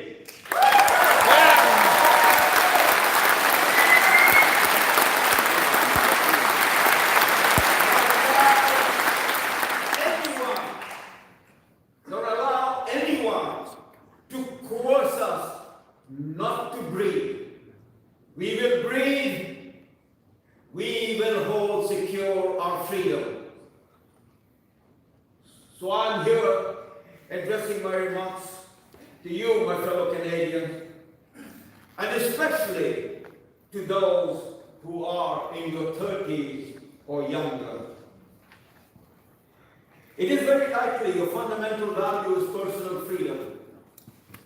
Freedom of speech, freedom of belief, freedom of movement, freedom to explore and innovate, freedom from government of any sort that tell you what you're allowed to think or think about and what you're not allowed to do. Freedom is fundamental for growth. Freedom is to be alive, and freedom is God's gift to each one of us. God gave us free will to be free and not be submissive as serfs or slaves to anyone. To love freely and not to be coerced into submission and fake love out of fear of anyone. Sadly today, if you look at the policies and practices of the present Liberal government and the main opposition party, the Conservative, the New Democrats, and the Green, our freedoms are being eroded on the basis of political correctness.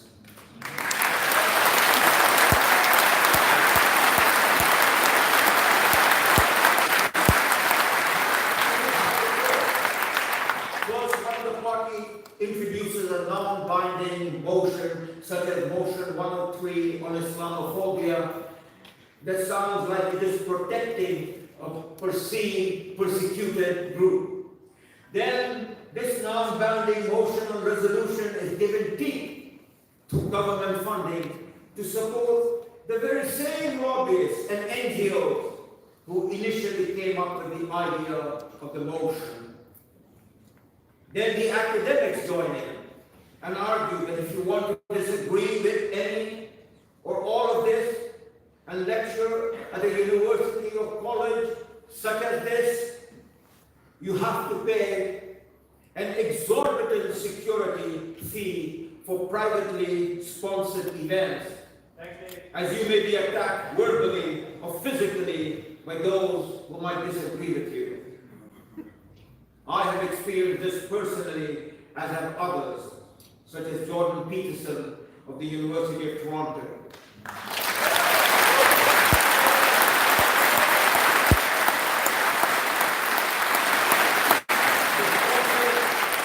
The sponsors had to double or quadruple the security payment close to the last minute before the event in which I spoke, and escort me after the event to the subway for fear of an attack.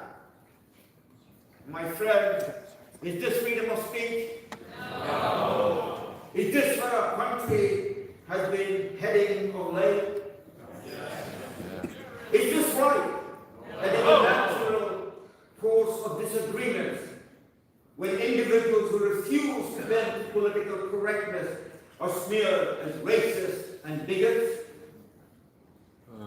Such were and still remain the modus operandi of governments in communist China, Cuba, Iran, Turkey, the Arab Middle East, Russia, the former Soviet Union, North Korea, etc. And that this is the direction in which we are headed unless we firmly defend our freedoms before we are dispossessed of them.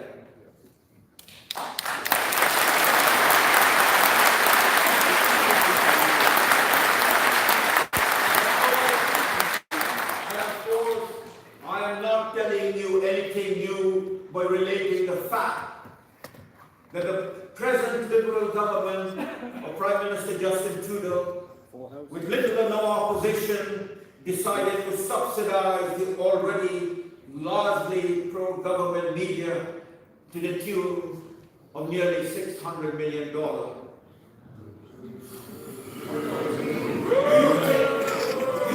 you think for a moment that they will subsidize their critics? Absolutely. Hardly. No way. Hardly, my friend. Let me tell you bluntly, the People's Party of Canada under Maxime is the only party in the country that wants to increase, not decrease, your personal freedom. Yeah.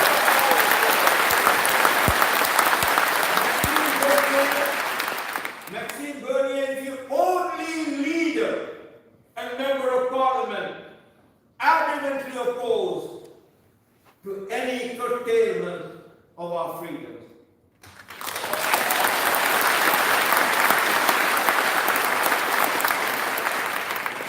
I will conclude with a hymn or song, a prayer composed Rubin.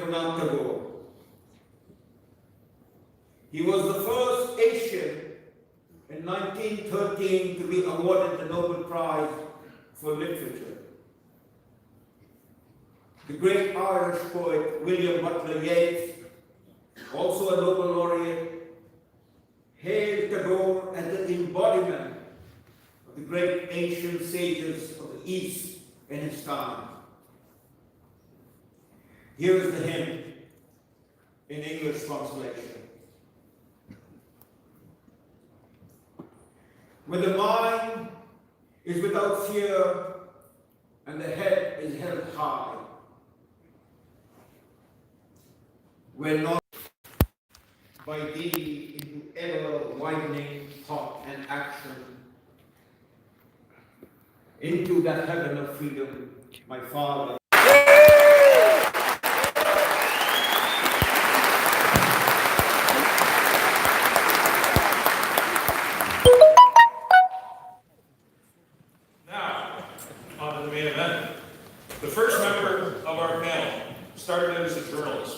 He was a print features writer and later moved to television, receiving awards from TV Ontario and the Radio Television News Directors Association for his work.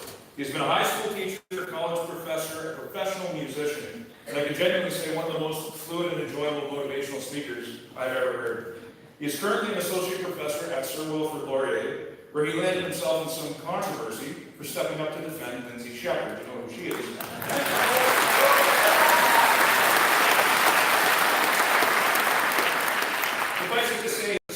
Defender of free speech. I'm talking, of course, our PPC candidate for Cambridge, Professor David Maxime.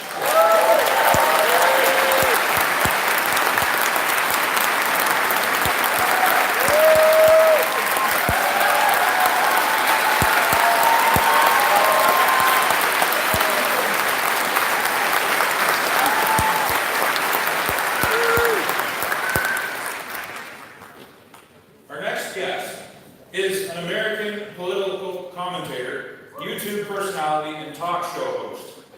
He is the creator and host of the Rubin Report and formerly part of the Young Turks Network and Aura TV, and he previously hosted the Ben and Dave Show and the Six Pack. Well, we all got to start somewhere.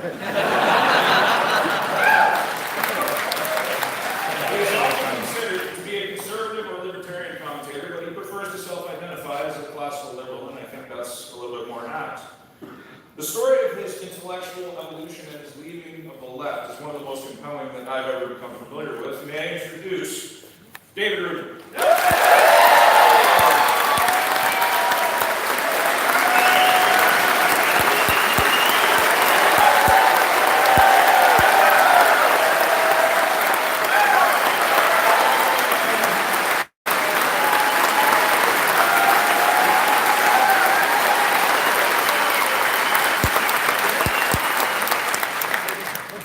And last, but certainly not least, the man who broke away from the corruption of establishment politics in Canada to strike a new political path and give Canadians a real choice in our national culture. He is a lawyer, an expert in the field of economics, a man with foreign policy experience. His political experience, in fact, dwarfs everybody else running to be prime minister right now. Good job.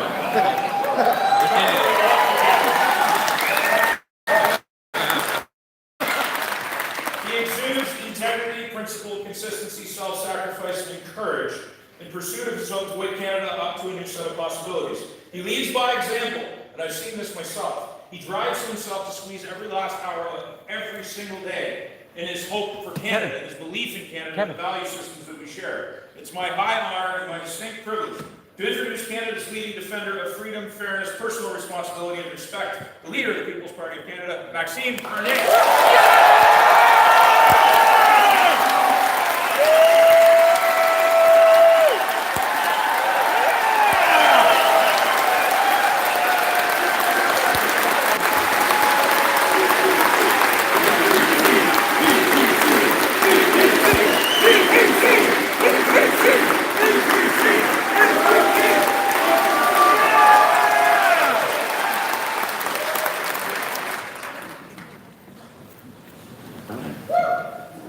Thank you, Max!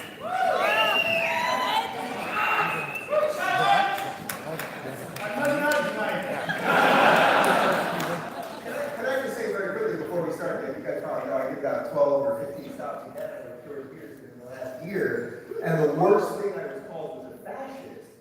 But tonight, We're gonna move to better spot. called a Nazi. You've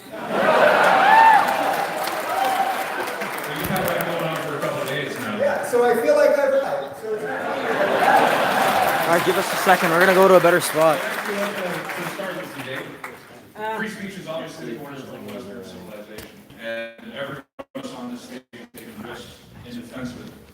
Chat. Just give us a You second. are a free speech advocate, and that is an understatement. What made you decide as an American to come to Canada and take this risk of coming in here to stand up for free speech right here? Well, you know, a lot of you were groaning when you said the Young Turks. Yeah, I was a lefty. I was a progressive. I know what that is, that sense of collectivism is.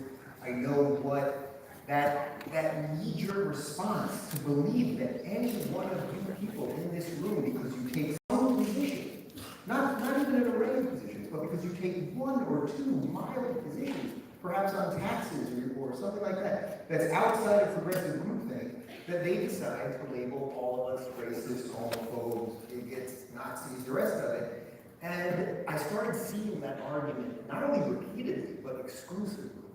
And the more that I saw it, I thought, this can't be right. This is too easy. Even if we're right, whatever that means, even if when I was on the left, we were right about some policy issues, it can't possibly be that all of our opponents, all of our intellectual sparring partners are these evil forces of nature or something like that. And as I woke up to that, suddenly, and this was the shocking part, I think this is sort of what put me on the map, is that I couldn't believe that I found all of these people on the right, I mean, basically you guys, who were absolutely open to agreeing to disagree, to hash out issues, to not be any of the things that I was told that we were. And all I've done really is been very open about my adventure. And I think it's somehow, I mean, look, when Max and I sat down on my show, you know, so here's this politician in Canada talking about free speech, people want me to talk to him, let's do it. And then I felt something happen here. So it's an honor to be here with you guys. And there is something that is truly worldwide happening right now. There is something going across the West. If you believe in that,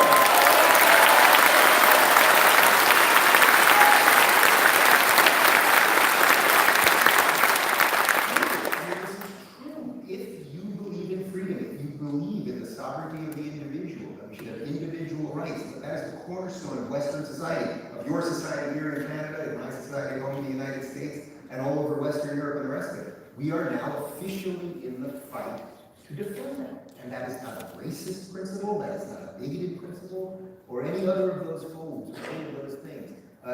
It is actually the most important principle. So I'm thrilled to be on stage with you guys. And I thank you for that.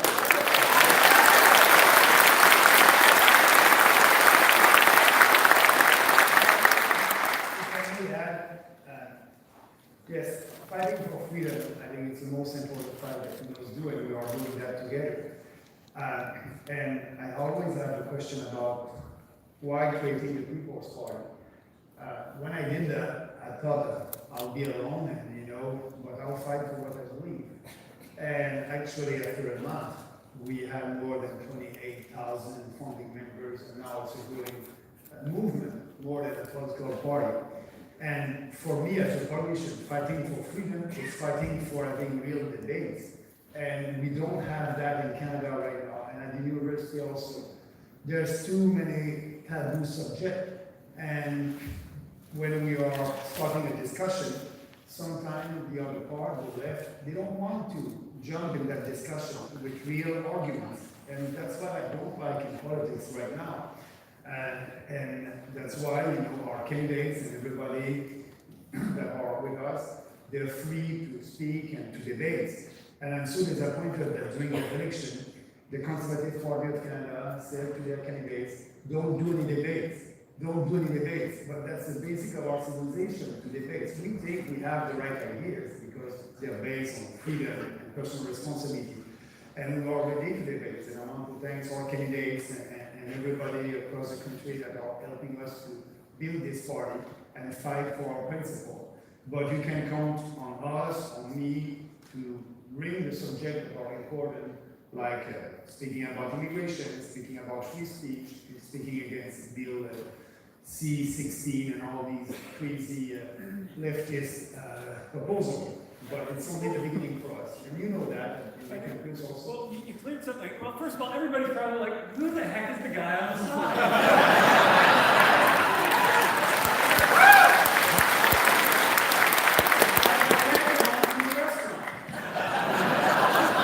I said, hey, aren't you Maxime Bernier? I said, who's the guy you're with? I'm running as a candidate for the People's Party in Cambridge, but I didn't realize, is this true that the Conservatives are saying to their candidates, don't go to debates? Absolutely. When I was running for the Conservative Party of Canada in 2015, the last general election, that was everything must be controlled. And it must be in line with the subject of the day or the news of the day. And they didn't want any candidates to do any debates. And I received some phone calls. I was running for the Conservative in 2015. Some phone calls from some candidates in Quebec. And they were asking me advice. Maxime, do you think I must be there at that debate in my riding? And I would always say, yes, you want to be their representative. You must be there, you must debate. But actually, that's the position from the Conservative Party of Canada. See, that fascinates me because I just thought they were afraid to debate me. The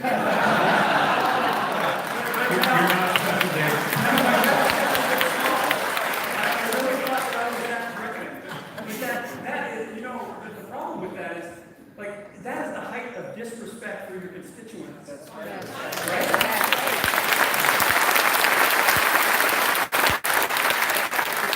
There's something else at play here. It's that when you've been able to control the dialogue by labeling all of your opponents as horrible things, your ideas actually get flat and lazy.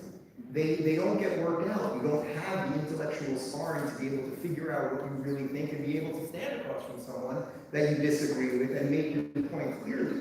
And I think what happened, and the reason so much of this is connected through YouTube and podcasts, is that as over the last 10 years, you guys were able to find other ways to get information, and in a really fast way with a huge wide array of people, suddenly you heard all of these things from people that you couldn't hear about. And on the other side, they were going, well, it's worked to call everybody racist for this long, so why even debate them? And I think that's why, with the CBC and some of the things you guys are dealing with up here, you have trouble just getting talked about. But as Eric Weinstein, I'm sure many of you guys know, mentioned on my show, one of the fake news is not just that they're selling something that's dishonest. Fake news is also that they won't cover certain things. So be aware, be aware. Look at the people here that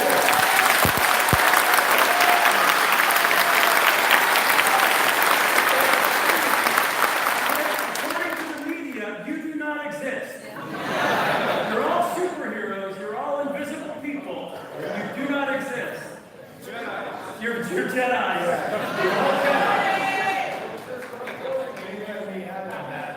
We did a rally in Vancouver last week. We had 500 people over there. We had the CBC and the media. No coverage after that, but they were there. I did a rally after that. It was last week also, the day after in Calgary. 500 people over there, like the crowd tonight. The media were there, nothing on the news. So I think it was fake news.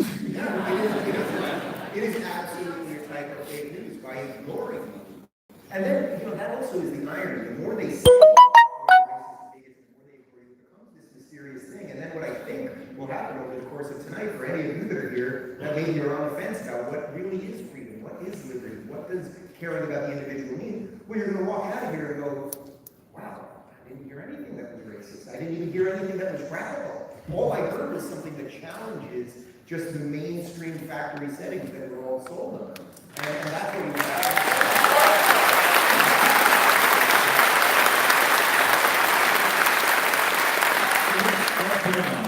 We live in a time where we have access to information, where we can get all sources of information from all different sides.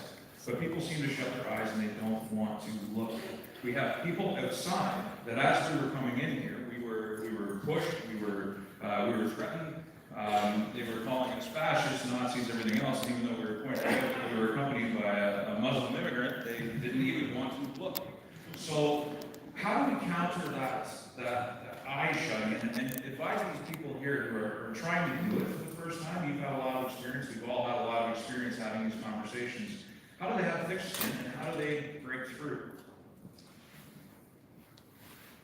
First of all, you must have the courage of your conviction. And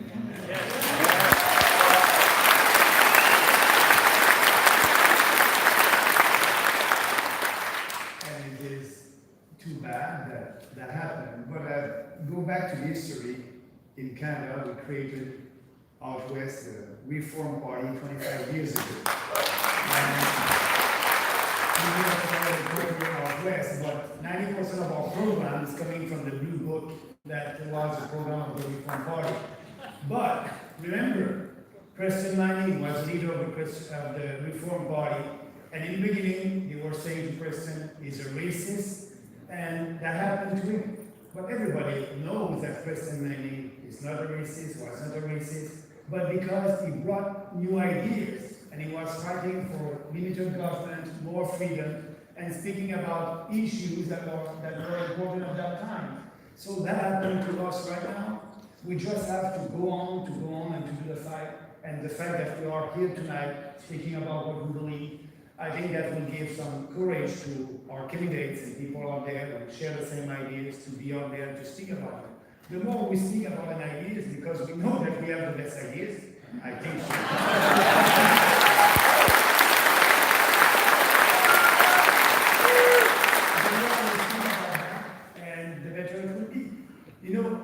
I have a lot of questions by journalists, and they are asking sometimes good questions. But they are asking a good question is, what is the biggest challenges that you have as a leader of a new party? And the biggest one is to be known, is to be out there, because half of the population don't know that we exist. And the biggest challenge that we have is with the mainstream media. And now we use the social media, and the more we'll be out there, the more I think people will be able to listen of what we are saying. And I can tell you that it's a long journey. We started that a year ago, but it's only the beginning also. I think that you and us and everybody here know that we have the right ideas for the right values, Western civilization values and ideas. So let's be out there. I don't know what is your experience in campus. Well, I would also say that we have to stop giving these words so much power. That's a challenge, because when you get called all of these awful things, it hurts. You can sort of makes you feel like it's going to hurt some of your friendships And or for you, relationships like, or things like it's that. Rosh Hashanah, right? It is. You're Jewish. Yeah. And you've been And calling I'm here Nazis with you tonight. crazy people. The disconnect between reality and what these people out there are actually seeing is just beyond belief. Well, it's the audacity of it. I mean, I wanted to be here regardless, and I'll go home and be with family tomorrow, but as Salim mentioned, it's really celebrating the creation of the universe. This is creating. What we're doing, having these conversations, is creating an ability to have more freedom in the future. But just quickly on the words, stop giving them power. So when someone says that Max is racist, what would a racist want?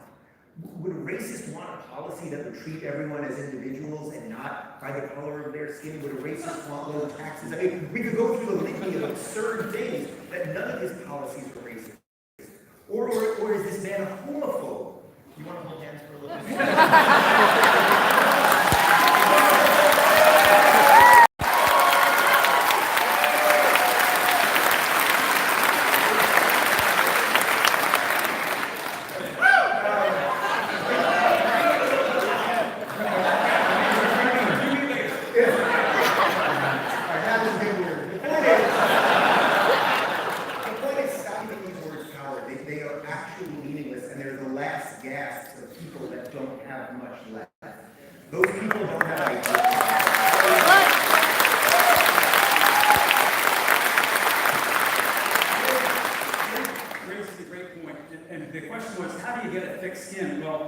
If ever you've been walking around in the summer, you know how you get a thick skin on your feet. You just keep getting the blisters. You just keep walking. You keep hitting the rocks. And you hit the rocks and see you get those calluses. And for each one of you here tonight, I'm speaking as a candidate. We have to have thick skins. But even coming through that door, you are developing a thick skin.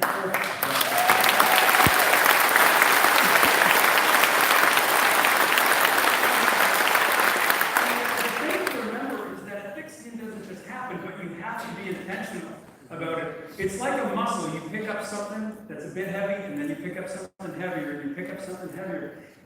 We need to take action. We need to stand up. We need to speak out when we need to speak out. We need to stand up when we need to stand up. You need to come in through the door, through the people out there who are trying to stop you, and you need to come in here and say, no, I stand for freedom.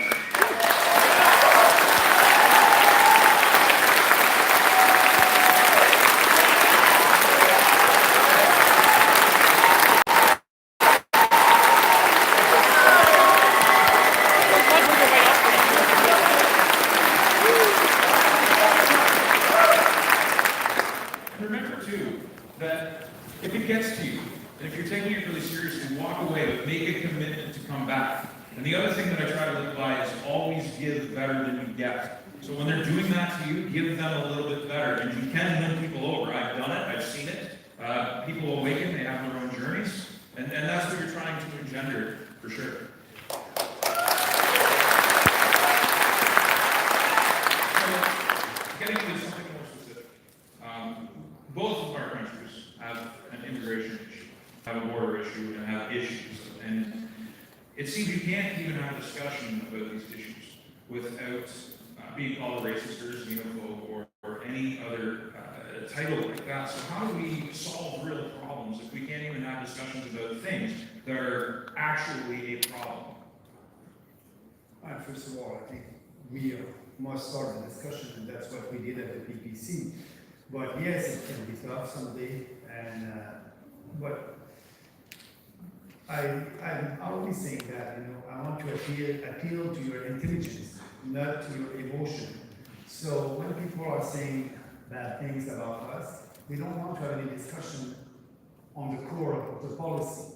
And so the more we speak about it, the better it is. And I just want to let you know that on immigration, when we were just entering this building, people were saying that we were anti-immigration. We're not. And we're not. We're proud. As you know, this country has been built by Francophone, Anglophone, First Nation, and immigrants from all over the world. We just want pure immigrants, and we want more of them, was the economic immigrants. And that's why we have an immigration policy to fulfill our economic needs. But the other coalition, they're afraid. But we're not radical speaking about immigration in Canada. If you look in other countries, you have the discussion in the US, you have the discussion in Europe, but 49% of our population want us to have that discussion. So let's have it, and they don't have any arguments that will be solid against our proposal. We're not racist, we're not for mass immigration, we're not anti-immigration.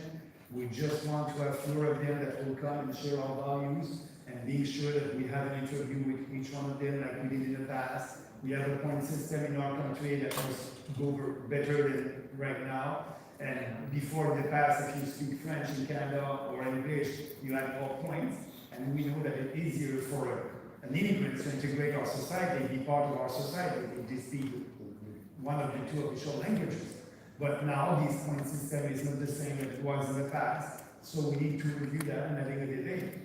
But the good news is I'll be on the stage to have that debate.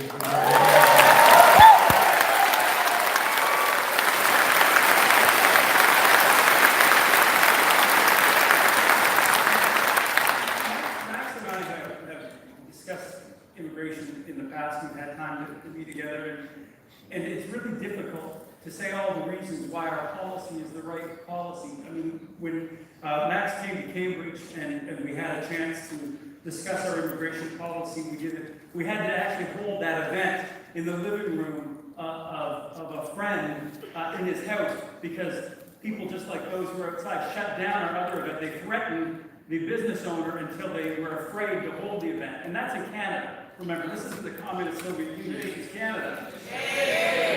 Indeed. So, but you know, we've talked about it, and something that I want to look at our policies and say, not only are they the best rationally, they are the best for compassion. And let me just show you this. Listen, we've got great research out there. There's the Harvard economist, George Borges. He's been studying immigration for 30 years. He says, if you want to raise the wages of the working poor, you've got to lower immigration. Because if you have an oversupply of newcomers into jobs, it keeps those wages too low. There's no incentive to business. By lowering immigration, we're actually helping the poor. And we've got to make that known, because this is why our policies make sense. Right?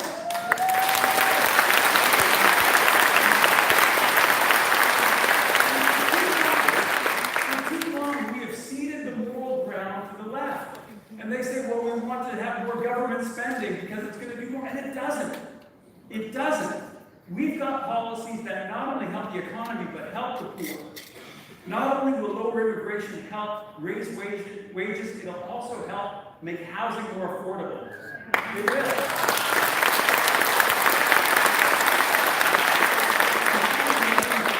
We didn't want this to be a policy discussion because it's super boring, so I'm going to turn over to Dave to talk about immigration in the U.S. because it's crazy there.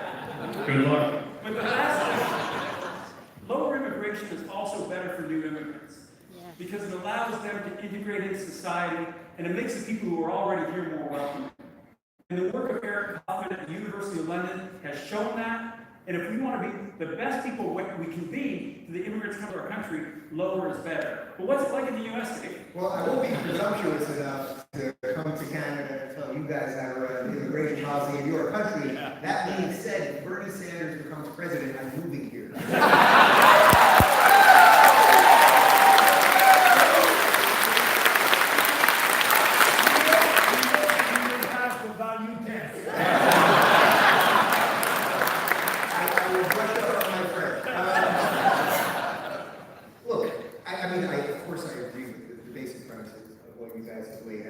Every country, there's a reason that countries have borders. Countries have borders so that they can decide what is right within those borders, right? America and Canada have, overlapping, say, interests and values on, 99% of the issues, really, the people of Canada and America. Yet at the same time, we are not one country. There is a border that separates us, and you guys are allowed to decide what you want to do, what is right for you, and we're allowed to do what is right for us. And sometimes those might have some competing interests, and then we have to negotiate. So without getting too far down like a policy part of this, I would say not only does every country have to decide. It's their duty. It's almost the most important duty. And that's why the immigration conversation is so awful, because you can quite literally, and I'm sure you guys have seen these videos on Twitter, you can see videos where basically Barack Obama and Nancy Pelosi and Chuck Schumer and the rest of the Democratic politicians, Hillary Clinton, Bill Clinton, 10 years ago were saying virtually the same thing that Donald Trump is saying now. Now, he's orange and his hair is crazy and he's mastering Gap when he's speaking and all that. But that just shows you that what's happening here, unfortunately, is becoming a team sport and not something based in honest, sound policy. And it seems to me that Max is the guy trying to reset this for you guys. And again, that's why I'm so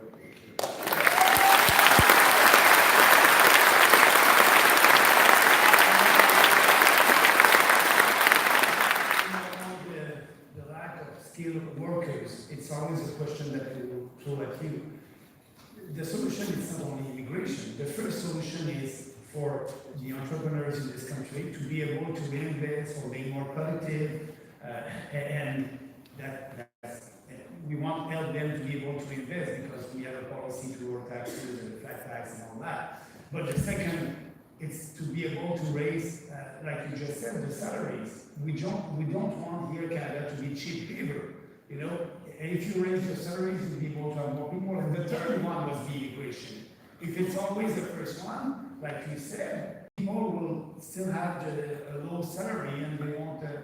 So now we have a current platform for small business, for immigration, and also to be sure that Canadians will have the right salary that they expect.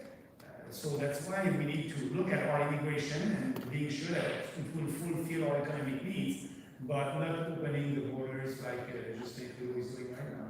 And don't you guys find it curious that the same people who will tell you that our nations are racist and patriarchal and homophobic and Islamophobic and all those words are the same people that want to welcome everybody here to share in the harbor? Isn't that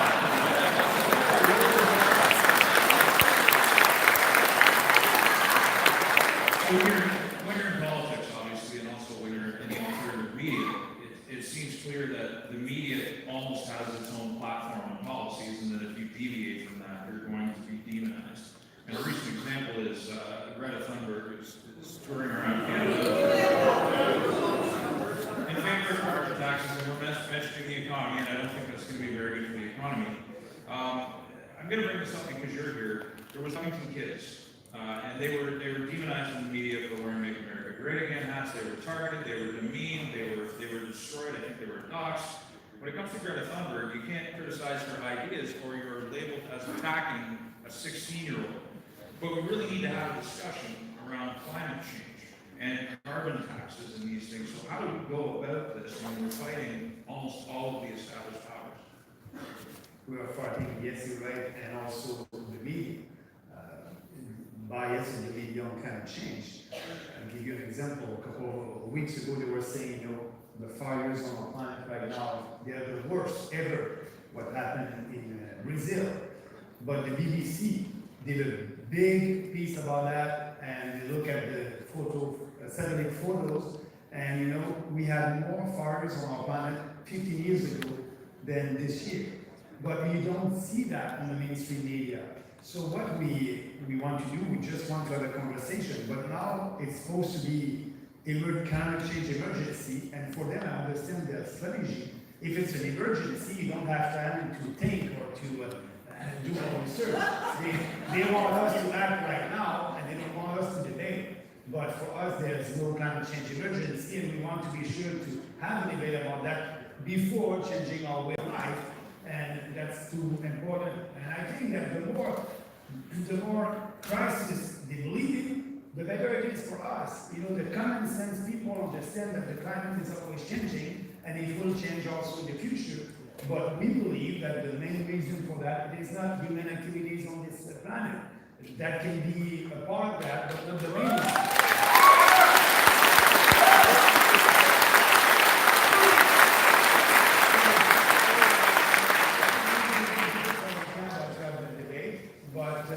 We are starting the debate, and we're not alone.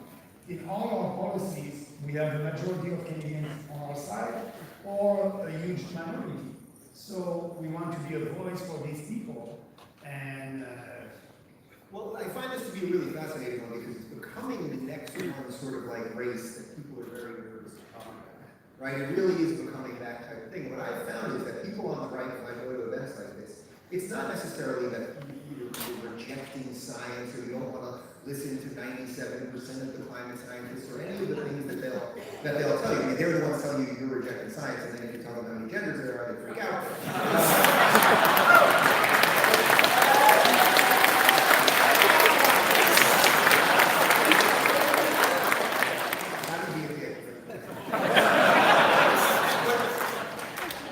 But what they're sort of doing with that is they're saying, bow to us now and bow forever. The earth is ending in 12 years. And of course it's ridiculous and absurd. And what I have found though is that when I talk to you guys, and I've had people on my shoulder talk about nuclear energy or other ways that we could blend a public and private way to deal with environmental issues, people are totally open to that. And I suspect you guys probably are too. You don't want something jammed down your throat and then forced to then expand government.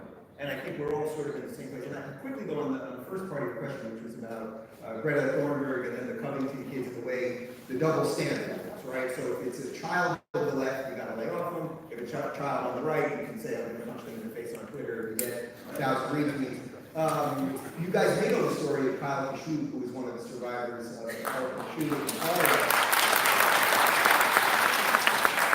Kyle's an absolutely incredible kid, and after the shooting, when there were all marches against gun rights, Kyle became a Second Amendment advocate, pro-gun advocate, and he's just spectacular. And he was uncovered that when he was in high school, he was 15, 16 years old. He had a Google Doc with some friends, and they said some bad stuff. And it was joking, nonsensical way kids are, that we've all done some stupid stuff in our past. What happened? Harvard actually rescinded his offer. He graduated number one in his class. Harvard rescinded his offer. They did take David Pollock, who was the rest of them. I don't know, right? But you know what? So Harvard rescinded his offer. So you know what we did? He now works for us. He works for you.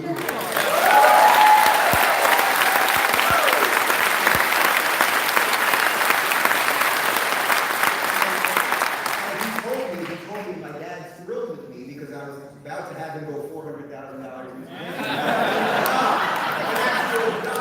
So I think there are ways to beat some of the double standards by playing a little bit of a different game, right? Just play a different game, figure out how to be smart and nimble, and stay true to your beliefs, and you can find answers to some of these.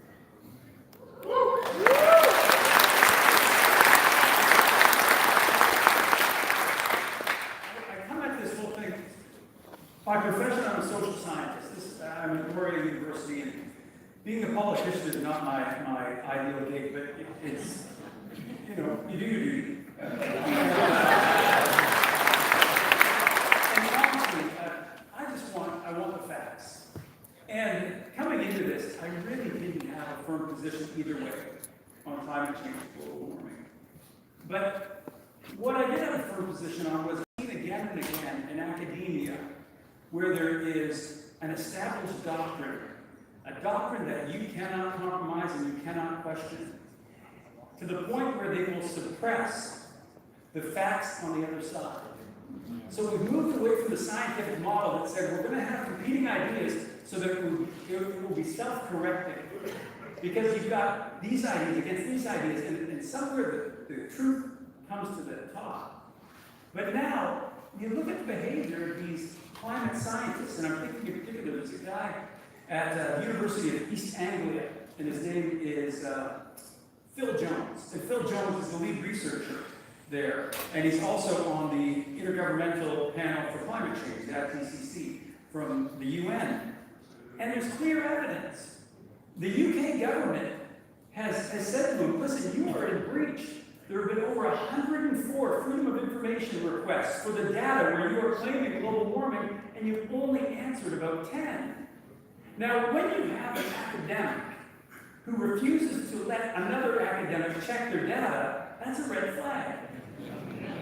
Another thing, there was a WikiLeaks for this fellow, and in some of these emails, he says specifically that he's bragging that he's been able to get onto the editorial boards of certain journals, and he's able to suppress or deny the publications of other scientists who have gone against his global warming findings.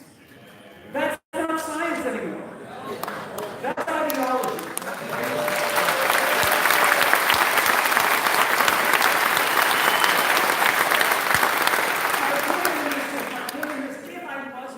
If I wasn't already skeptical, I now really have a lot of reason to be skeptical. I really do. But when I say to my colleagues at the university, listen, I'm skeptical, you would have thought that I pooped on their carpet. I mean, it's going that far. And there were heresies in the past, and there are heresies today, and one of them is this idea that you would even question global warming. Well, when you have some scientists speaking about consensus, consensus is a word for politician.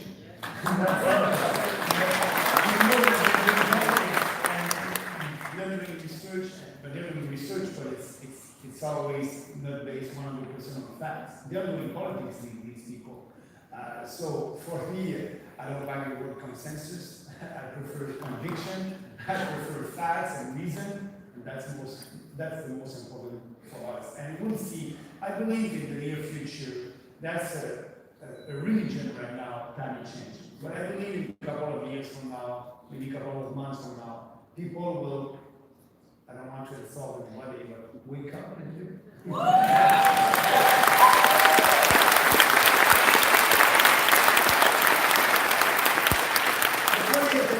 Plastic straw, you should be shot. Well, it's nothing new in science. Like, science always develops these consensus. I mean, people who break new evidence are always besmirched. There's a long history of this in archaeology and in geology.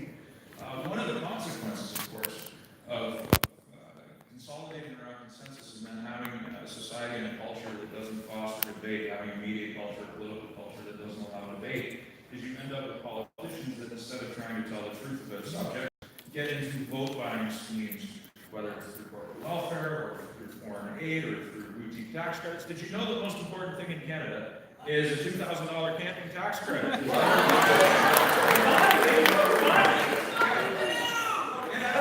Having a canoe, right? I'm still buying it. I thought you said that you get a free canoe.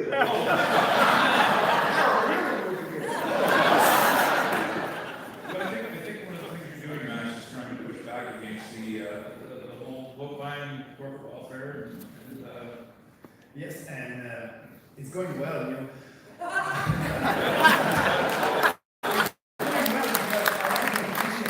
I'm a free market guy. I like competition, but nobody wants to compete on our turf, the freedom and less government and no vote buying.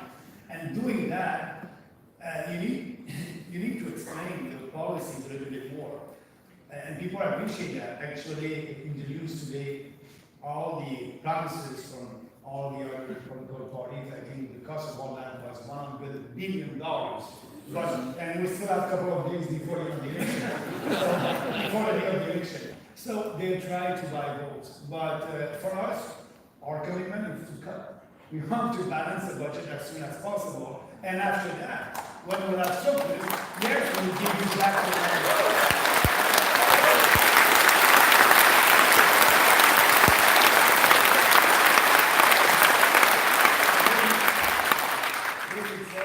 it's not a real politician, and our candidates are not real politicians because they're in politics anymore. That's great.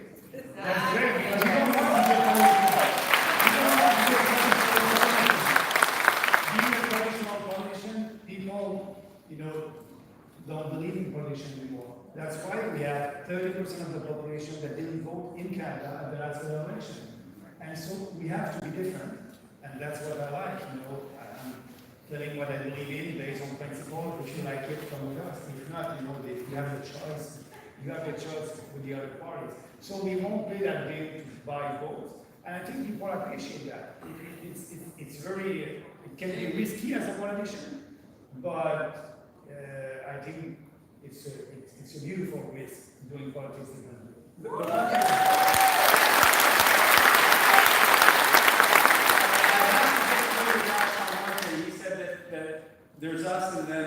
choice with the other parties. Reality suggests that there's us, and then there's this really one other party. There's the liberal because I can't tell the difference between them. There really is one party that is there.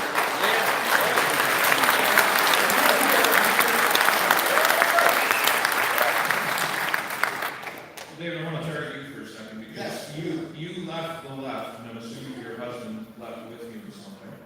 I was watching Joe Rogan's suspension bureau. I can't remember what it was called, but he apparently couldn't come to your wedding for religious reasons. And in Canada, we have this bill called C-16, which can ruin your life for misgendering somebody. It's travesty, if you ask me. Where do you think laws like that lead and governments like that lead? And do you think they're necessary? Well, no, they're evil. That's the easy answer, right?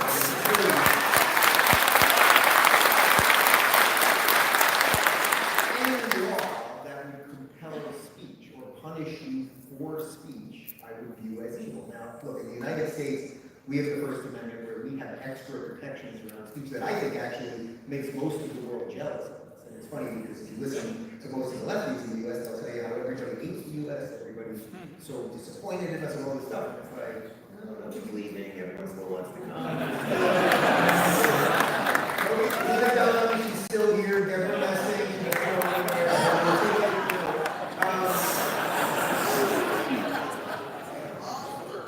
but I should mention Jordan, because obviously one of the things that put Jordan Peters on the map was fighting this bill. And, you know, if you watch the way the media operated, it was suddenly that this Canadian professor was now this leader of the alt-right who was trans folk and hates gay people and all of these things. And I did 100 some odd shows in about 24 countries in the course of a year. And not only did I never hear him say one bigoted word or racist word or transphobic word, every show there were trans people in the crowd, there were gay people in the crowd, black people, Muslim people, it doesn't matter.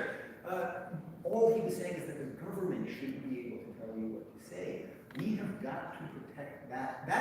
That is what we must protect more than anything else. I mean, that really is.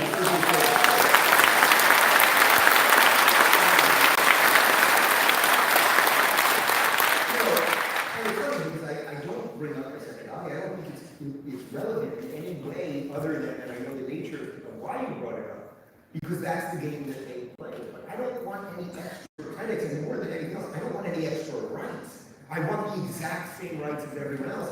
Guess what?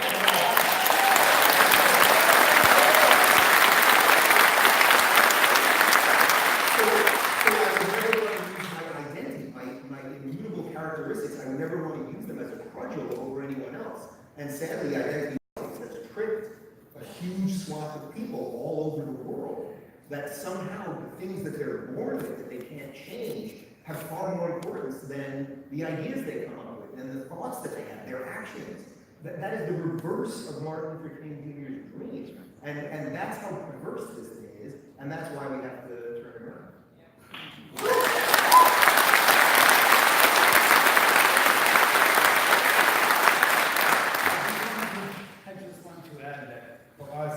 Our policy is easy and simple. We're going to repeal them. That's it.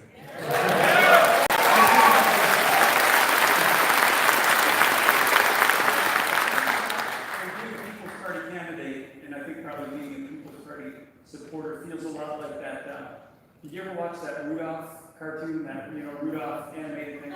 They had the Island of Misfit Toys. So sometimes I feel like we are the Island of Misfit Toys. And that's okay. But the reason I say that is, we in the People's Party have this ability to attract a really diverse bunch of people. Because we don't care what your sexual orientation is. We don't care what your color is, your ethnicity, your religion, we don't care. We do care that you want the freedoms that we enjoy here. And this really is what unifies the nation. It's going to unify the party. But what's refreshing about it is it also makes us forget our petty differences. Like when we were at that conference in Gatineau, I'm with people who I normally wouldn't have been hanging out with. Right? And seriously, it's the Island of Misfit Toys. But suddenly we all have this common cause that we want freedom. And that is so important that it can overcome our differences. And so this is something that it's not just a political party, it's a movement, and as you say, this is what will rebuild Canada.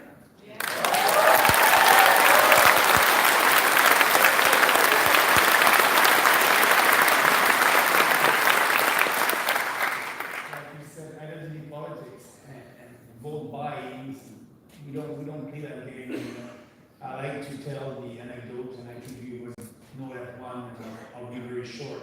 When I was running to be the leader of the Conservative Party of Canada, I've been invited in Toronto with a Muslim organization, and they had a lot of Conservative members, and they told me and our team, Maxime, you're the only Conservative leadership candidate that didn't come to see us, because we have a lot of our members that are Conservative, and we have a list of questions, and if you want to come. So I went there, and they asked all the questions. And at the end, the lady said, you know, the last one is the most important question.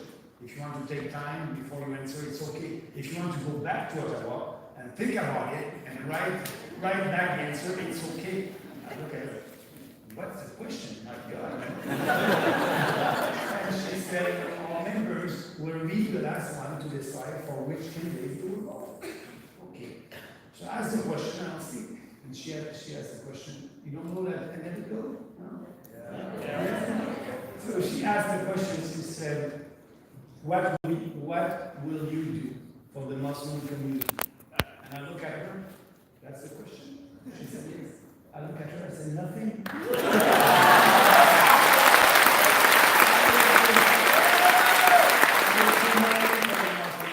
I will do nothing for the Jewish community, I will do nothing for the Christian community, and I look at her and I said, but I will do everything for you as a Canadian. Right.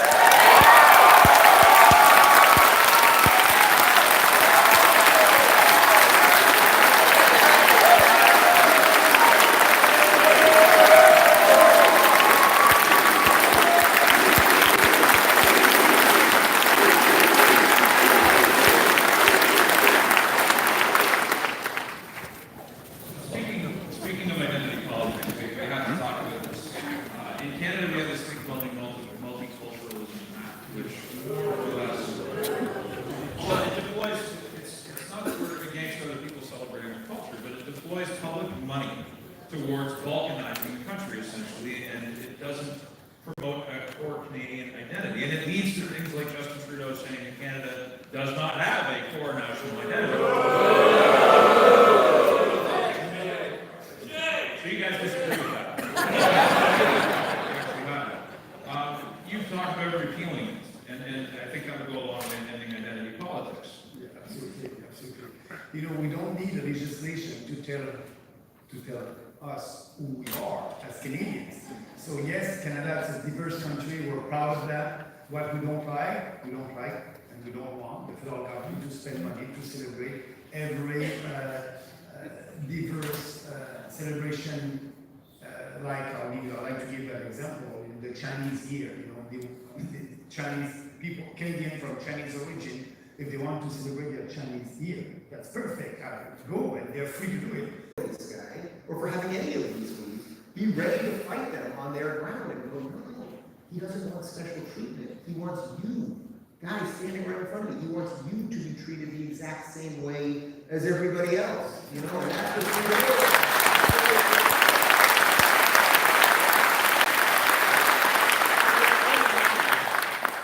Maybe some of you were there when Max made the announcement about the immigration policy.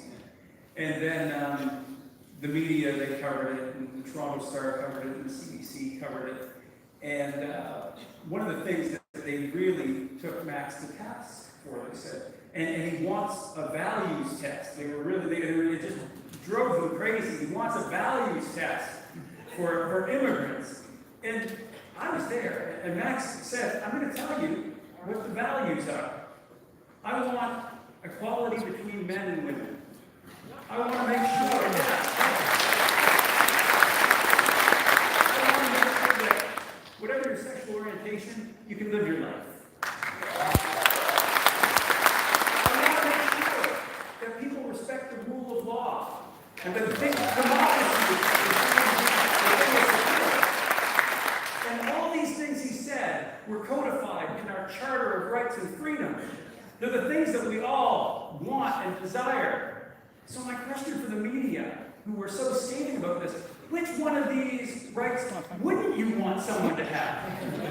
I mean, we really have to flip the script on them and say, what are you saying? You don't want newcomers to Canada to respect women like they respect men? You don't want that? Because please tell me which one of these we should get rid of, because it sounds dangerous to me.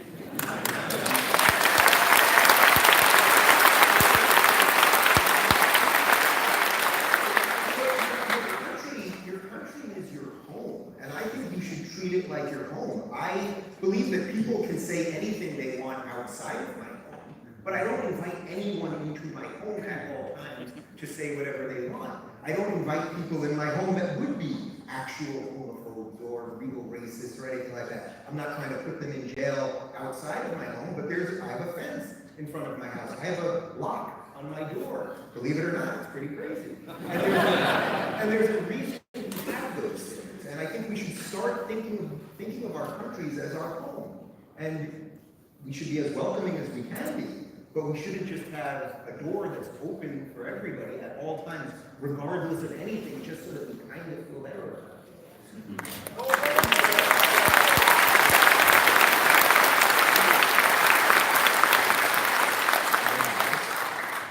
The left is fond of, as we're kind of talking about here, inverting the meaning of words so that equality in their lexicon now means, assessing you based on your joint score and dividing you. So it's a flip script, and I think we have to wrap this up soon. But I wanted to ask you guys, what individual experience was the craziest that you've had with the source that we've had outside today? If you could think of one thing you've run into in terms of personal experience, the craziest thing you've experienced. I mean, I can tell you about yesterday. Well, I just got called a Nazi the first night of Russian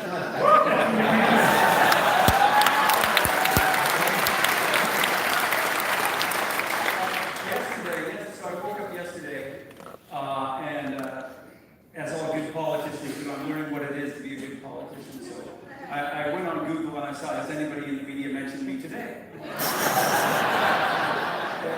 I always look for Max first, and then I look for myself. So yesterday, CBC had a story, and it was saying that it was local CBC. This little boy, 5-year-old boy, had written a letter to local politicians, because he was concerned about the death of the polar bears. Fair enough. And the kid was really cute kid, really just curly hair, beautiful. And of course, it said, Dave Haskell did not respond. And so, I'm frantic. I've got 5 kids. I mean, I love kids. I don't want to disappoint a child. I'm frantic. I'm thinking, how could I have overlooked this? How could I have overlooked it? I was searching my email box. I called the secretary of the Right Association. Did you get a letter and not hand it down to me from the kid of the polar bears? Nothing. Turns out we didn't get a letter at all. And then, I slowed down for a minute. I thought, wait a minute. CDC didn't even check with me. Of course. Did you ever receive this letter? This whole thing was fake news. They did know, the other candidates, they answered the letter. I quickly sent off an email to the CCD. Are you kidding me? You didn't even contact me. I received no letter. And now I'm getting emails. Why don't you like kids? So that was just yesterday. I mean, I could go on, but See how big they are. Day as a People's Party candidate. I feel like I should do a big finish here, so just quickly, I'll do one that I think probably most of you saw about 3 months ago. Front page, Sunday, New York Times, a picture of about 40 YouTubers, and the headline is, if some of you remember it exactly, it was something like the rise of the alt-right on YouTube, something like that. And of course, my picture is in there, and Jordan Peterson and Shapiro and Milton Friedman. I mean, a real, there's nothing, like a dead libertarian economist to lead you to it. And the whole article because what they did was the guy, the author, by the way, his name is Kevin Roos, which is the greatest name for a New York Times author ever. If you didn't get that, then the premise was that this kid, he found a kid, you know, like a 20-something-year-old kid who was kind of on the left, but then started watching YouTube videos, became kind of on the right, and then at the end, he actually ends up a lefty because he finds lefty YouTube and that stays him. So the whole title of the, I swear on my life, So the whole title of the article was wrong because the idea was that he became a righty, you know, evil alt-right or whatever. Anyway, I invite the guy on my show, and of course he doesn't respond to any of that stuff. But my dad, who has subscribed to the New York Times for 45 years, I mean, longer than I'm alive, had to go to the coffee shop that day, that Sunday, and have a woman that lives in the neighborhood come up to him with the paper, with my picture, and say, I didn't know that David is a leader of the alt-right. And my dad said, well, neither did I. But that's what we're up against. It's not just the false cries, it's the way the media plays into it. You know, and look, it's in a weird way, you can see the people out there and it seems kind of scary, or it seems like it's sort of taking over everything. That's just a bunch of misguided young people that eventually, as the world progresses and we get these ideas out there, we can fix some of them. But this is a holistic problem between the ideas, fighting identity politics, fighting the media, fighting the political establishment, all these things, and we all have to figure out what role to play. And I would say more than anything else, for you guys, it's probably just being a little bit braver. But you're already here, so you're already doing it. So I don't mean that in any judgmental way, truly. I mean, it's just about being a little bit braver. We live in the freest societies in the history of the world right now, really. For all the badness that we think is out there, Canada is still an exceptionally free country, for now. And that's what we have to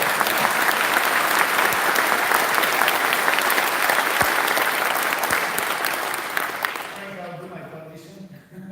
I want to answer your question because I want to finish on a positive note. And so, you know, a lot of bad things can happen, and as you know, if you look at the news, you'll see. But the best thing for us and for me was the creation of the People's Party of Canada.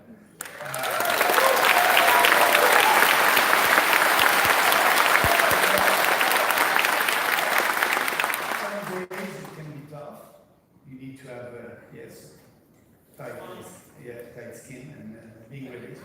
But, you know, it's my best time in politics. I like what I'm doing. We have great people, great candidates, and we are fighting for the real values and for what we believe. And the core of our principle is we at the People's Party, we believe in you, we believe in people, we believe that you can do what you want to do in life. We don't need the government every time, every daily life. We want a limited government, more freedom, and fighting for that. For me, it's great because I'm myself, and there's no more political correctness. And we are doing politics differently based on principles, and we don't try to please everybody. So it's my best time in politics, and the 14th of September, just remember that date, a year ago, that was the date that we created the People's Party.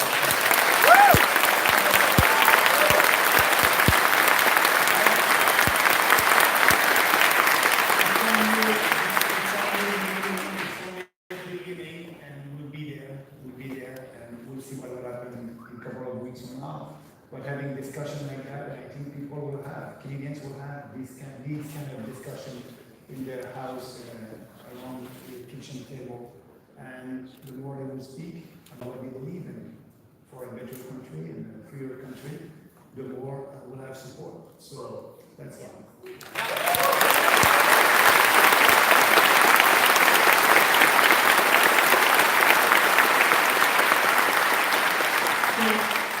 Obviously, I want to thank all of you again for coming out and braving the outside and getting here and reminding you, as Maxime just said, we're called the People's Party because we're made of people. You are the People's Party, and you'll all be the People's Party. So I appreciate everything that you have done tonight as well.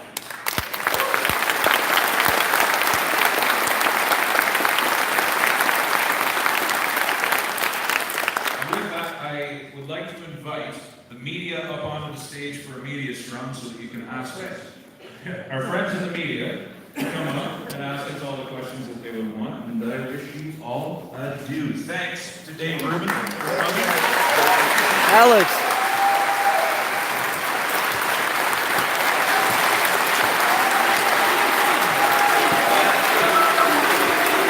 All right, we're on stage now.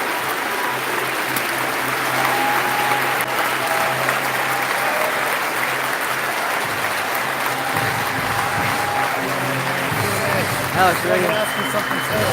Still streaming, right? Yeah, it's all still going.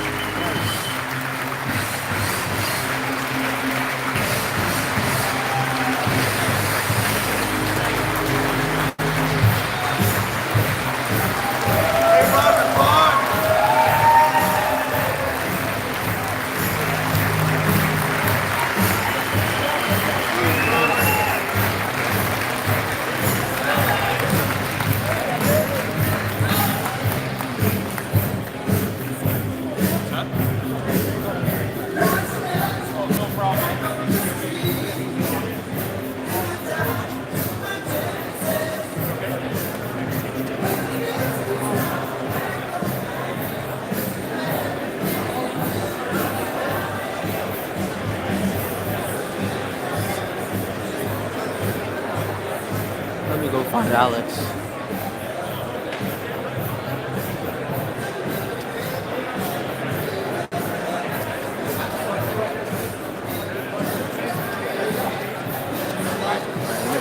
Grab Alex. He's going to do his thing with the questions.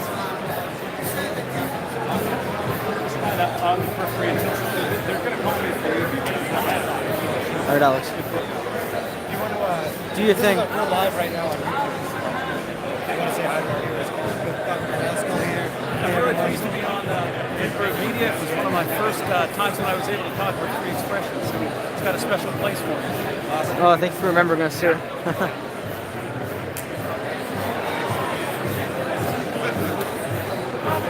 Do you have any questions lined up? I'm going to try to speak with you.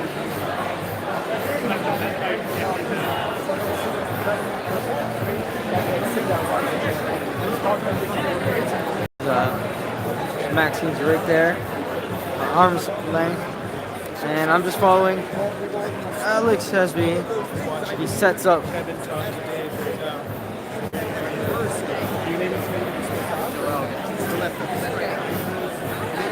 Oh, pardon me.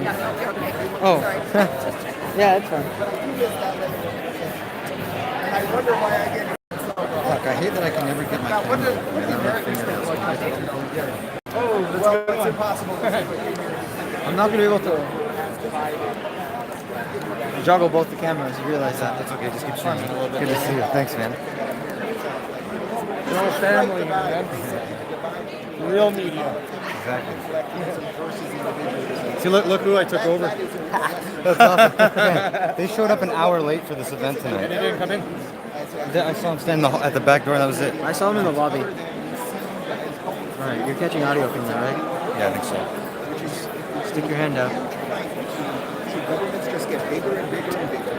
Or should individual people should be large enough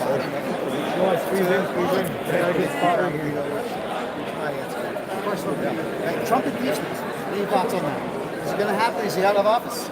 Or is it just a big tax dollar waste? I think that this is a bad move all around. It's like, the election's a year away, and now we're going to be sidetracked with that without even getting involved. It just doesn't strike me as the way this country should be going. If we want to just make everything about scandal and destroying everybody at all times, then we can go that route, and nobody will be better off for it. Let those 12 Democrats that are still in there, let them run. Let them run on their ideas, and if their ideas are better than Trump's, then let them beat Trump. But the idea that now we're going to be in the middle of 14 months of an election and dealing with a pending impeachment is just not, it's not good if you're going to kill them. What is Bernier thing from other politicians? How is Maxime different from other politicians? Well, Maxime is in the individual. Ask Max questions while everyone's busy with it. Let someone in the eye and judge them only as what their thoughts and actions are, and not the color of their skin or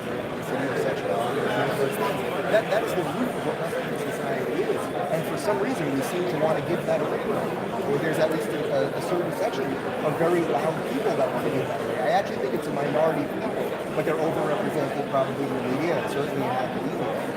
And what Maxime represents, from what I know, is basically a good blend of libertarian, limited government ideas.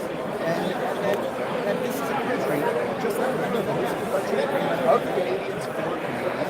And you should defend your Western values, whatever you guys as Canadians deem them to be.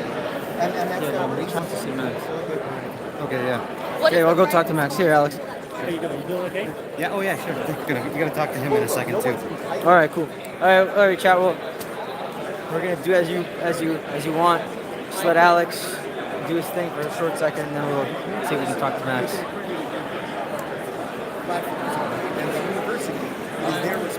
So right now we're recording that, so you'll be able to see that on our YouTube channel later on today or tomorrow.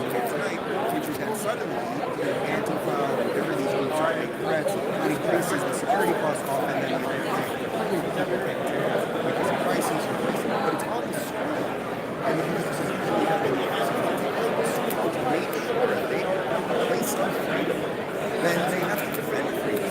Whether it's academic freedom or so you're not entitled to platform in the public setting. Whatever that setting is has to make sure that Let's go talk to Max. All right, do you have a question lined up or something? I'll think of one. Yeah.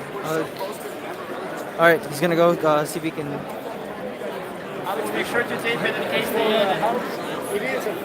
Sorry? That happened also. The media didn't cover that. In Vancouver last week, we had 500 people. In Calgary last week, we had 500 people also at a rally. So something is happening in this country. People are really interested about the real issues and the real challenges that we are having in this country. What about the protesters outside? What do you have to say about them? You have the right to protest, but peacefully. That's it. Do you think they need to really be there? I don't know. You know, if you look at policies, we are speaking about freedom, and we're not anti-immigration. We're not for mass immigration. We just have policies that are based on real free market principle, individual freedom, personal responsibility, respect, and fairness. So I don't understand why they need to. And you think that your message, it's resonating with a lot of Canadians? I think so. Look, we had a lot of people here tonight, and that's only the beginning of a new political movement in this country. Thank you. what's your thought on Bill 309, face coverage? Because you're not actually exercising. You must, if you protest, you must be able to see your face. You must be proud of what you believe in. That's kind of relevant now. We are media. Should we talk with Bob? Whoever you want, yeah. Can I put the camera on your neck so I can stand beside him with a mic? While you film Yeah, it? but I'm gonna have to figure out a way to juggle. Where's Pat? He has a media pass. He can come up.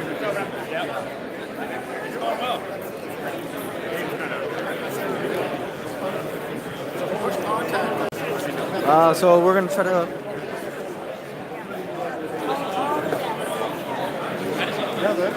Actually, Bernie was just asked about Antifa for if you weren't watching the stream. Okay, someone from the audience, if you have a question for Bernier, what is it? Well, we'll see if we can talk to him. Yeah. Guys, if you have a specific question for Bernier, send it in right now. I'll try to ask him. Are you able to hold this stick for us? Because he's going to take the camera. I have a pocket. Portable battery pack for that.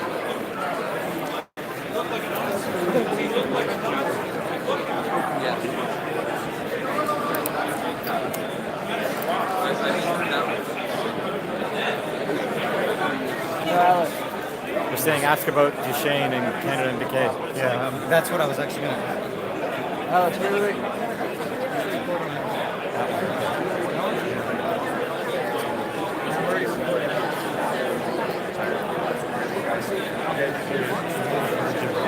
Mark Emery's standing here.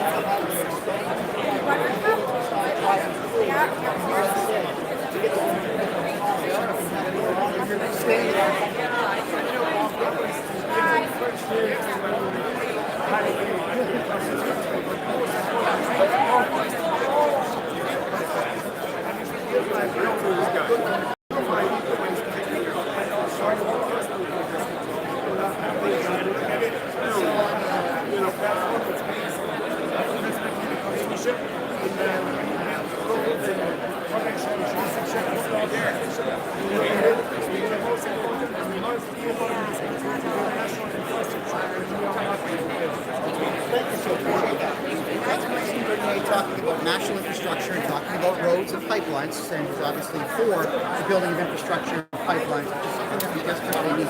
Just remember this, everybody, the planet is not warming up, climate change is not a real thing, it's all a big cash grab, and this man over here has made it clear that he's not going to fall for any of that nonsense. You've heard from Maxime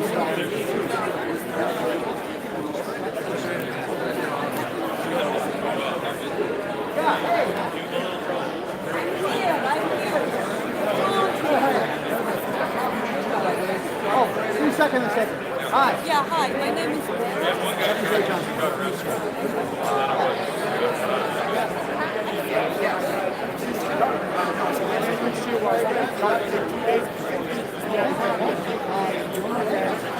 Oh, sorry.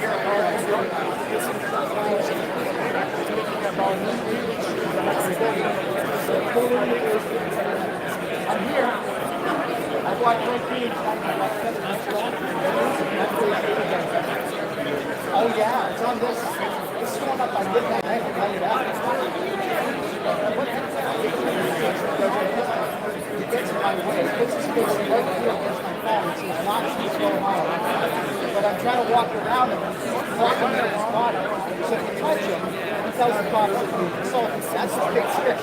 So I said, officer, come here. They pulled me around him. And then 45 seconds later, he pushes a guy back. Canadian flag, and the cop sits right down on the ground, Biden sitting on his back, arms back, Hungary Copper's hair is all over the place. He's in prison right now. I'm waiting. Oh yeah, it's great. Well, he's going to have a 4-year trial, but he gets to cool off on the track tonight. So how am I feeling? Oh yeah, I'm feeling great. There you go. Well, I appreciate that. Thanks for watching. It means everything. All right, Cedric.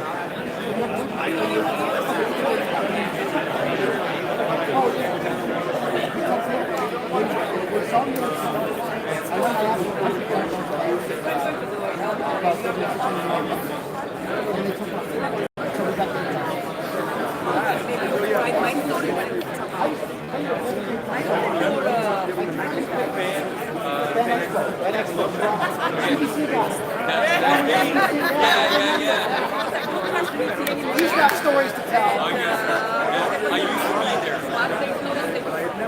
Hi. I got their pass. But thank you.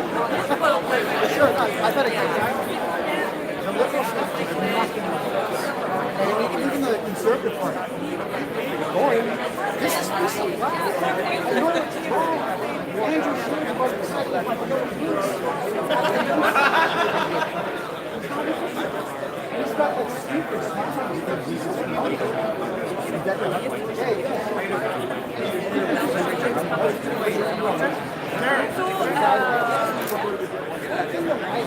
How long are you sticking around for?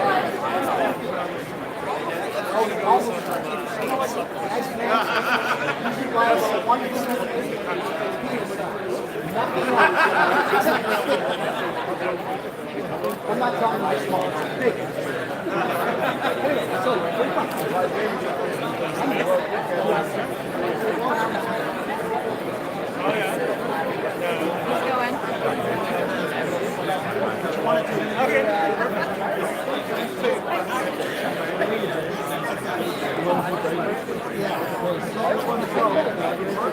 I wanted to talk.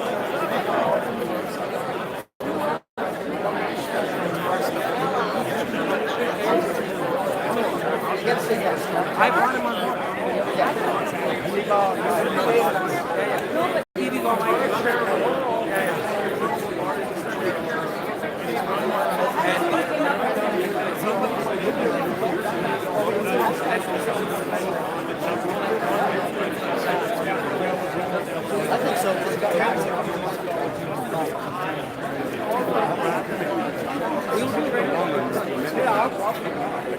But initially, they settle. So they have very few in big cities to be near their culture, the people they know, and that's putting tremendous pressure on them. I'll give you an easy question.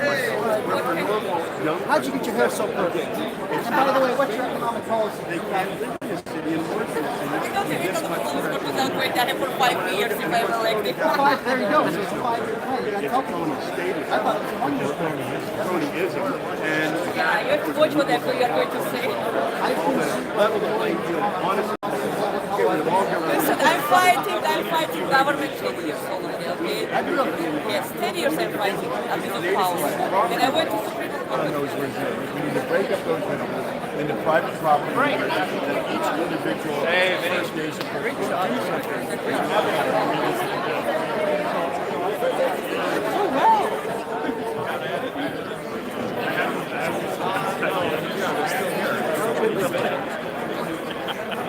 Hey, what do you think? Pretty good, eh?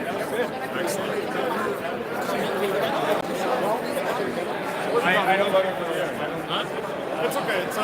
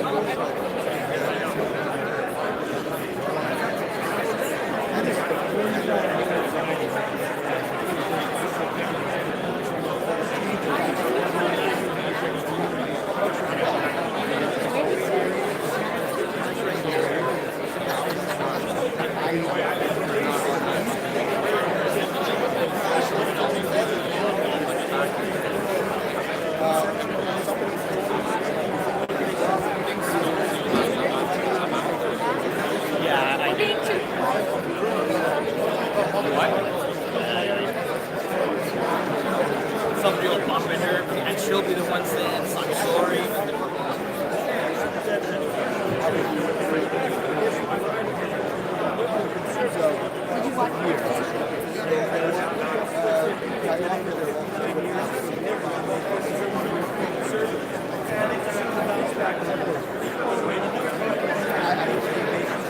I actually don't know.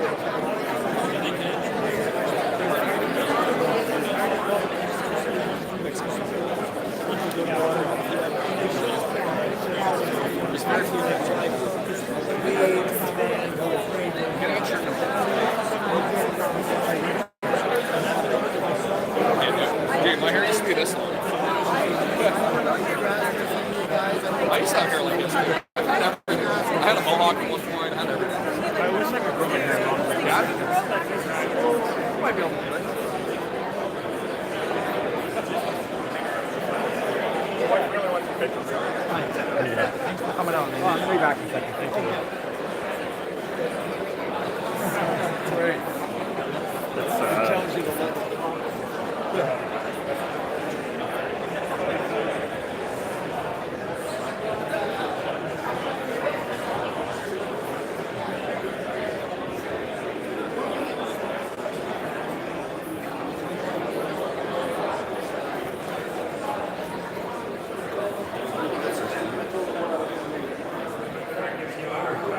So where did Renault?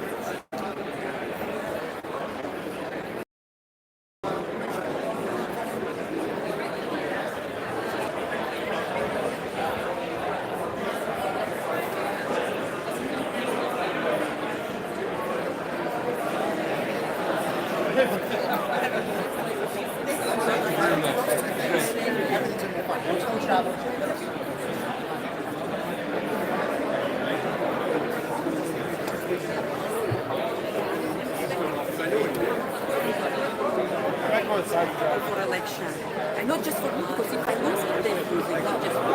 Because Supreme Court is binding.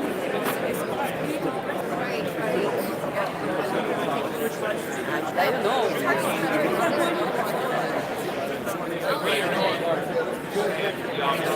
I took some pictures. Pat. Brian. We're just talking to some of our viewers right now. This is another PPC supporter. As you guys can see, this. I haven't voted for any. I'm just like interested in learning more, but I do kind of lean. Checking out what's going on. Yeah. Open-minded. I like that. Trying to see exactly. I lean more right. Like I would define myself as a conservative, but I'm just. It's interesting to learn about the PPC, the Conservative Party, just the main differences between the two. So. Absolutely. Well, great to see. So that you have people with an open mind actually just. Do you feel that you like anything that you were wondering about answer tonight, or is there still unanswered questions? Well, the good thing with the PPC is that they're really for a lot of freedoms. Like a lot of parties just don't talk about it because they don't think that our freedoms are threatened or going to go away. But Maxime wants to make sure that our freedoms stay and that we should even have more freedoms. So it's good that he articulated that in his campaign. Yeah. Well, it's good talking to you. Yeah, good talking to you. Yeah. See you around. Thank you. All right. Yes. Oh, nice. That's excellent. Right on. All right, good. And I charge it. Good. Thanks for coming. Yeah. Always happy to have you. Just give me one freaking long one, I can divide it up later. I got this camera too. Yeah. Wow. Go on. Oh, no. It's good I stand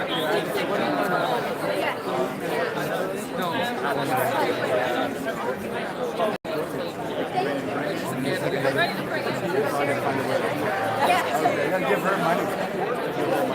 But I also want to on 2 bars. We're on 2 bars. So I will turn that off and I'll turn it back on and we're ready to rumble. Okay? Hey, Bob.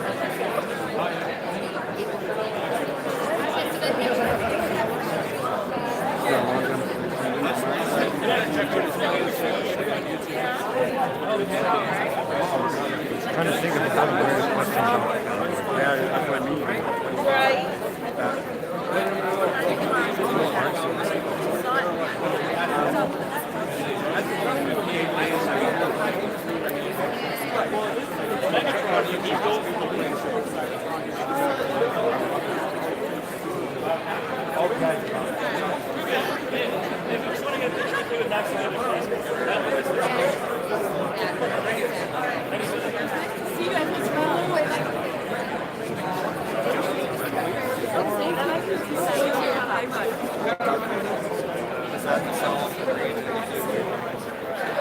So it doesn't last when your friends are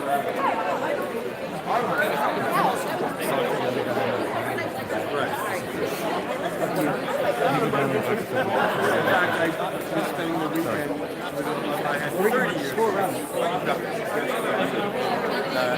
Since had a mastectomy and a lot of people. So I've been seeing a lot of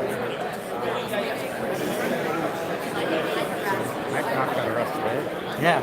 Kevin J. Johnson said he's willing to give us footage of his video recording his got his face I'm just going to talk to Steve for a second. So for those of you interested, we have unconfirmed reports, but it seems like a lot of people have essentially reporting that Kevin Metcalf was arrested tonight for assault and possibly vandalism under $5,000. Not sure the exact thing, but I spoke with another independent journalist tonight. He says he has footage of it all, and he's willing to share it with us. So hopefully I'll have that to share with you guys tomorrow. But we have unconfirmed but widely reported information right now that Kevin Metcalf, who is a progressive journalist that, similar to Evan Balgorg, was arrested tonight at this event, so worth noting.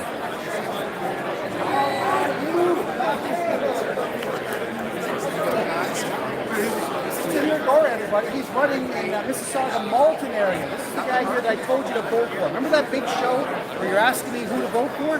This is that guy right here. This is your door. We're still on tag TV.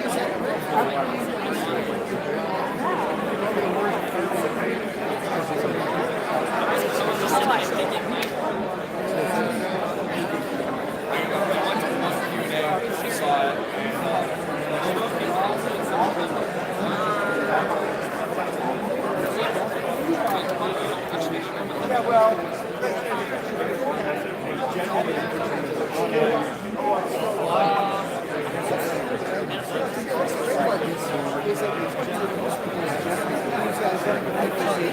You're also one of the most patriotic guys running for PPC. And what I find interesting is that you would get people here are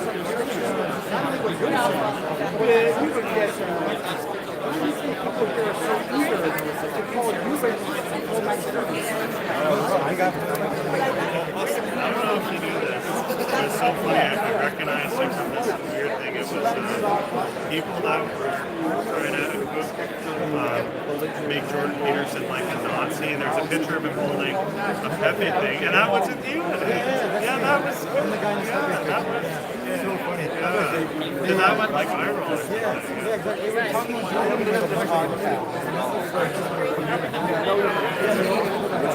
We're having a beer later or not? Yes. Well, tonight? You want to grab a beer? Yeah. Well, I'm not from here. Are you living here? No. I'm down to grab a quick one from grocery. Back to Toronto. Or go bus, yeah. He took the bus because I'm in the next I have no idea. This is my first time. We might actually. North for $10. My day for $10, you got $10 tomorrow. All right. But I'm driving, so I'm gonna drink. And if you guys want, I can buy it. There's some volunteers. We don't see each other that often, so why not? But Yuri is driving, and I think he's not going to be able to drink.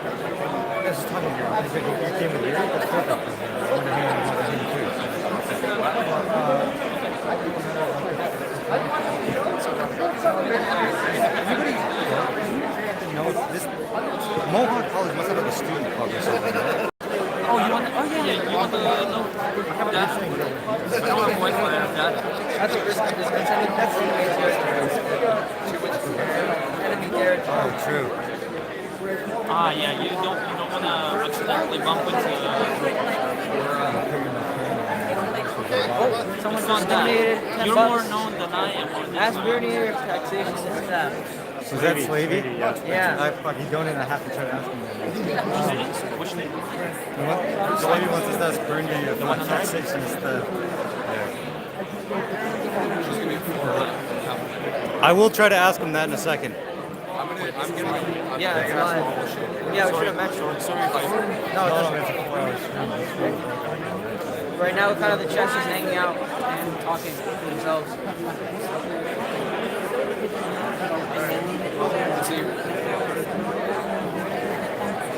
Wait, Alex.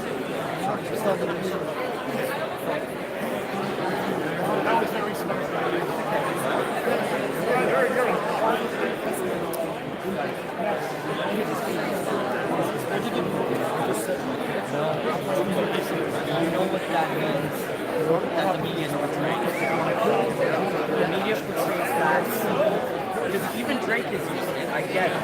But according to the American ideal, it means white pride. That's the reason why they put it. And just so that way we're all clear. That's why you do that. Then the media uses it and says, oh, well, this is already we have to wait. That's why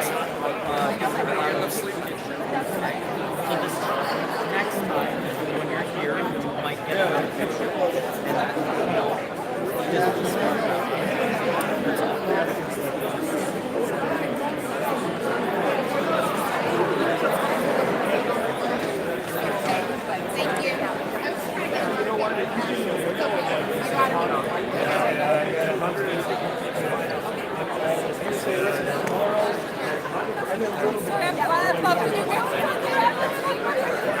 I'm gonna knock somebody down.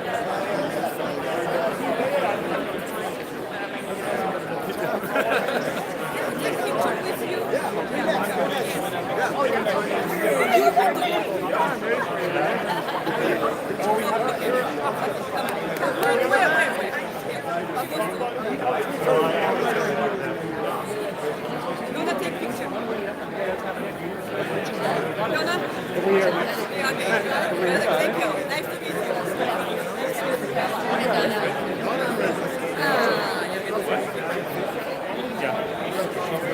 Kind of expecting it to be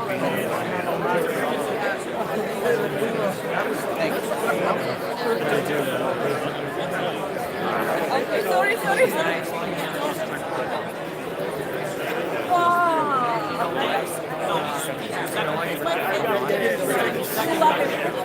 Wait. Your husband is so bad. Oh my God. Oh my God. I would not stand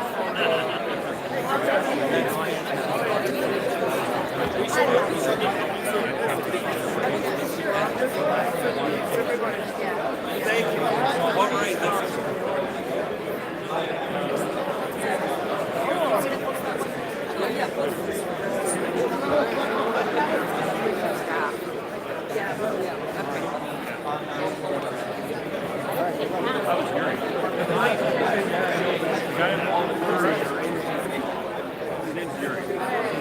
I recognize him. Yes, we've been here for you see how the candidate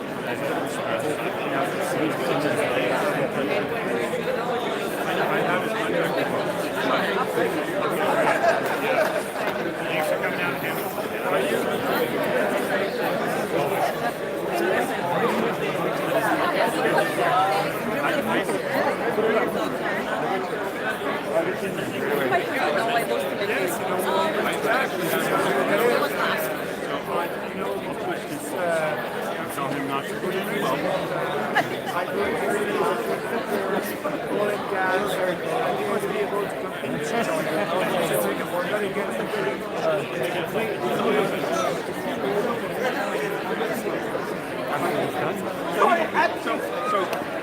She's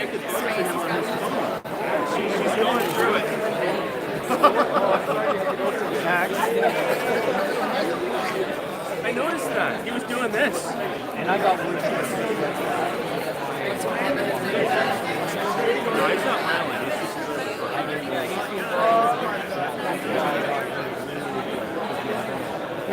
He got his ass kicked the last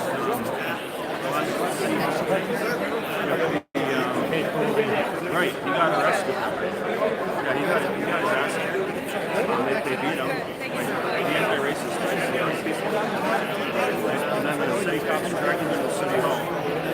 And they let him pull his tail.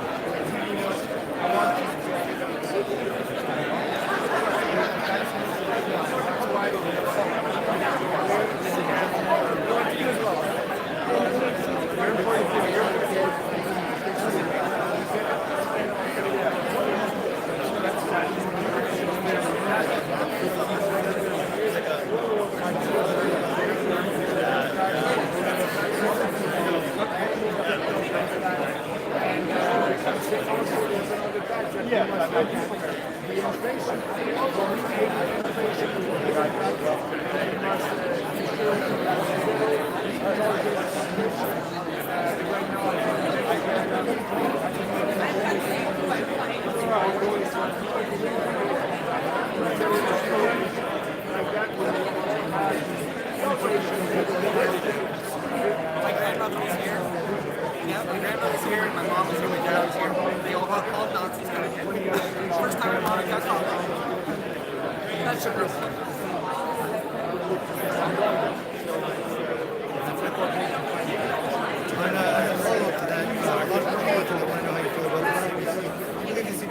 Funded because it's with tax money. Just if not, should be better editors, just straight up defunded. Thank you, sir.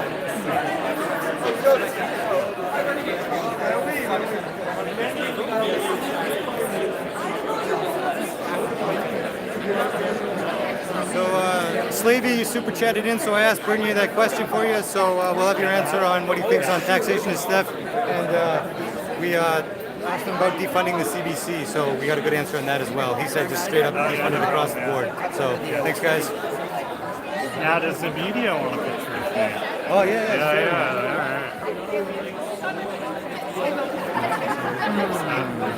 sure. Sir, would you mind just taking a picture of us? Yeah, definitely. Yeah. Yeah, just take a couple. Yeah. I have absolutely no photograph. You come in here and see. Oh yeah. Oh right. There we go. Looking good, guys. Looking good. All right, I took a bunch. Sorry, I have no photographic ability. Perfect, thank you. Yeah, I understand. Well, like you gotta be brave, right? Like I was telling people, like I actually work at school, like you could be students that are gonna try to dox you. When I was young, I rather die now, so I'll get rid of myself. No, I graduated. Well, the whole campus is closed. Most people just ask me why you think it's not. She said, there's a bar on the corner called First. Yeah, do you want to grab a drink there? You guys got time? You got like 10 minutes to grab a drink and then you can bounce? Yeah, you want to grab a drink? Yeah, sure.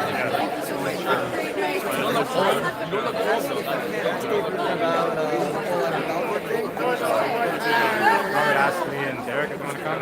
Yeah, sure. And then number 2.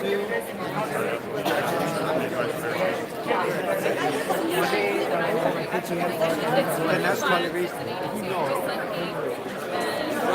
We're gonna grab a drink after this. Where you going? I don't know, somewhere probably, we don't know this place. We'll probably walk into the biggest Antifa bar knowing all this, right? But if you guys know somewhere, we'll figure it out and we'll all go. I'll try. I gotta get back because I got a 2-hour drive. I still gotta work. Me too. Some footage for the people who commented. Yeah, somebody commented said. I heard Alex looks like a tourist. Oh, that's banned. You can't do that here. What's that? I That one's banned. It's not banned. It's officially a hate sign. No, I'm not even talking. I'm not even. throw this out so I can get a No, I'm not. I'm not even talking about that. I'm talking about somebody trying to get a picture with Max and freaking like this guy Red Rida. Oh. Over there. Oh, what? Okay, hands are moving.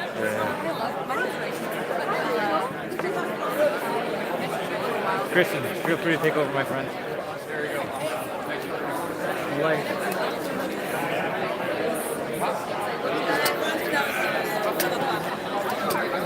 Wow, made $69.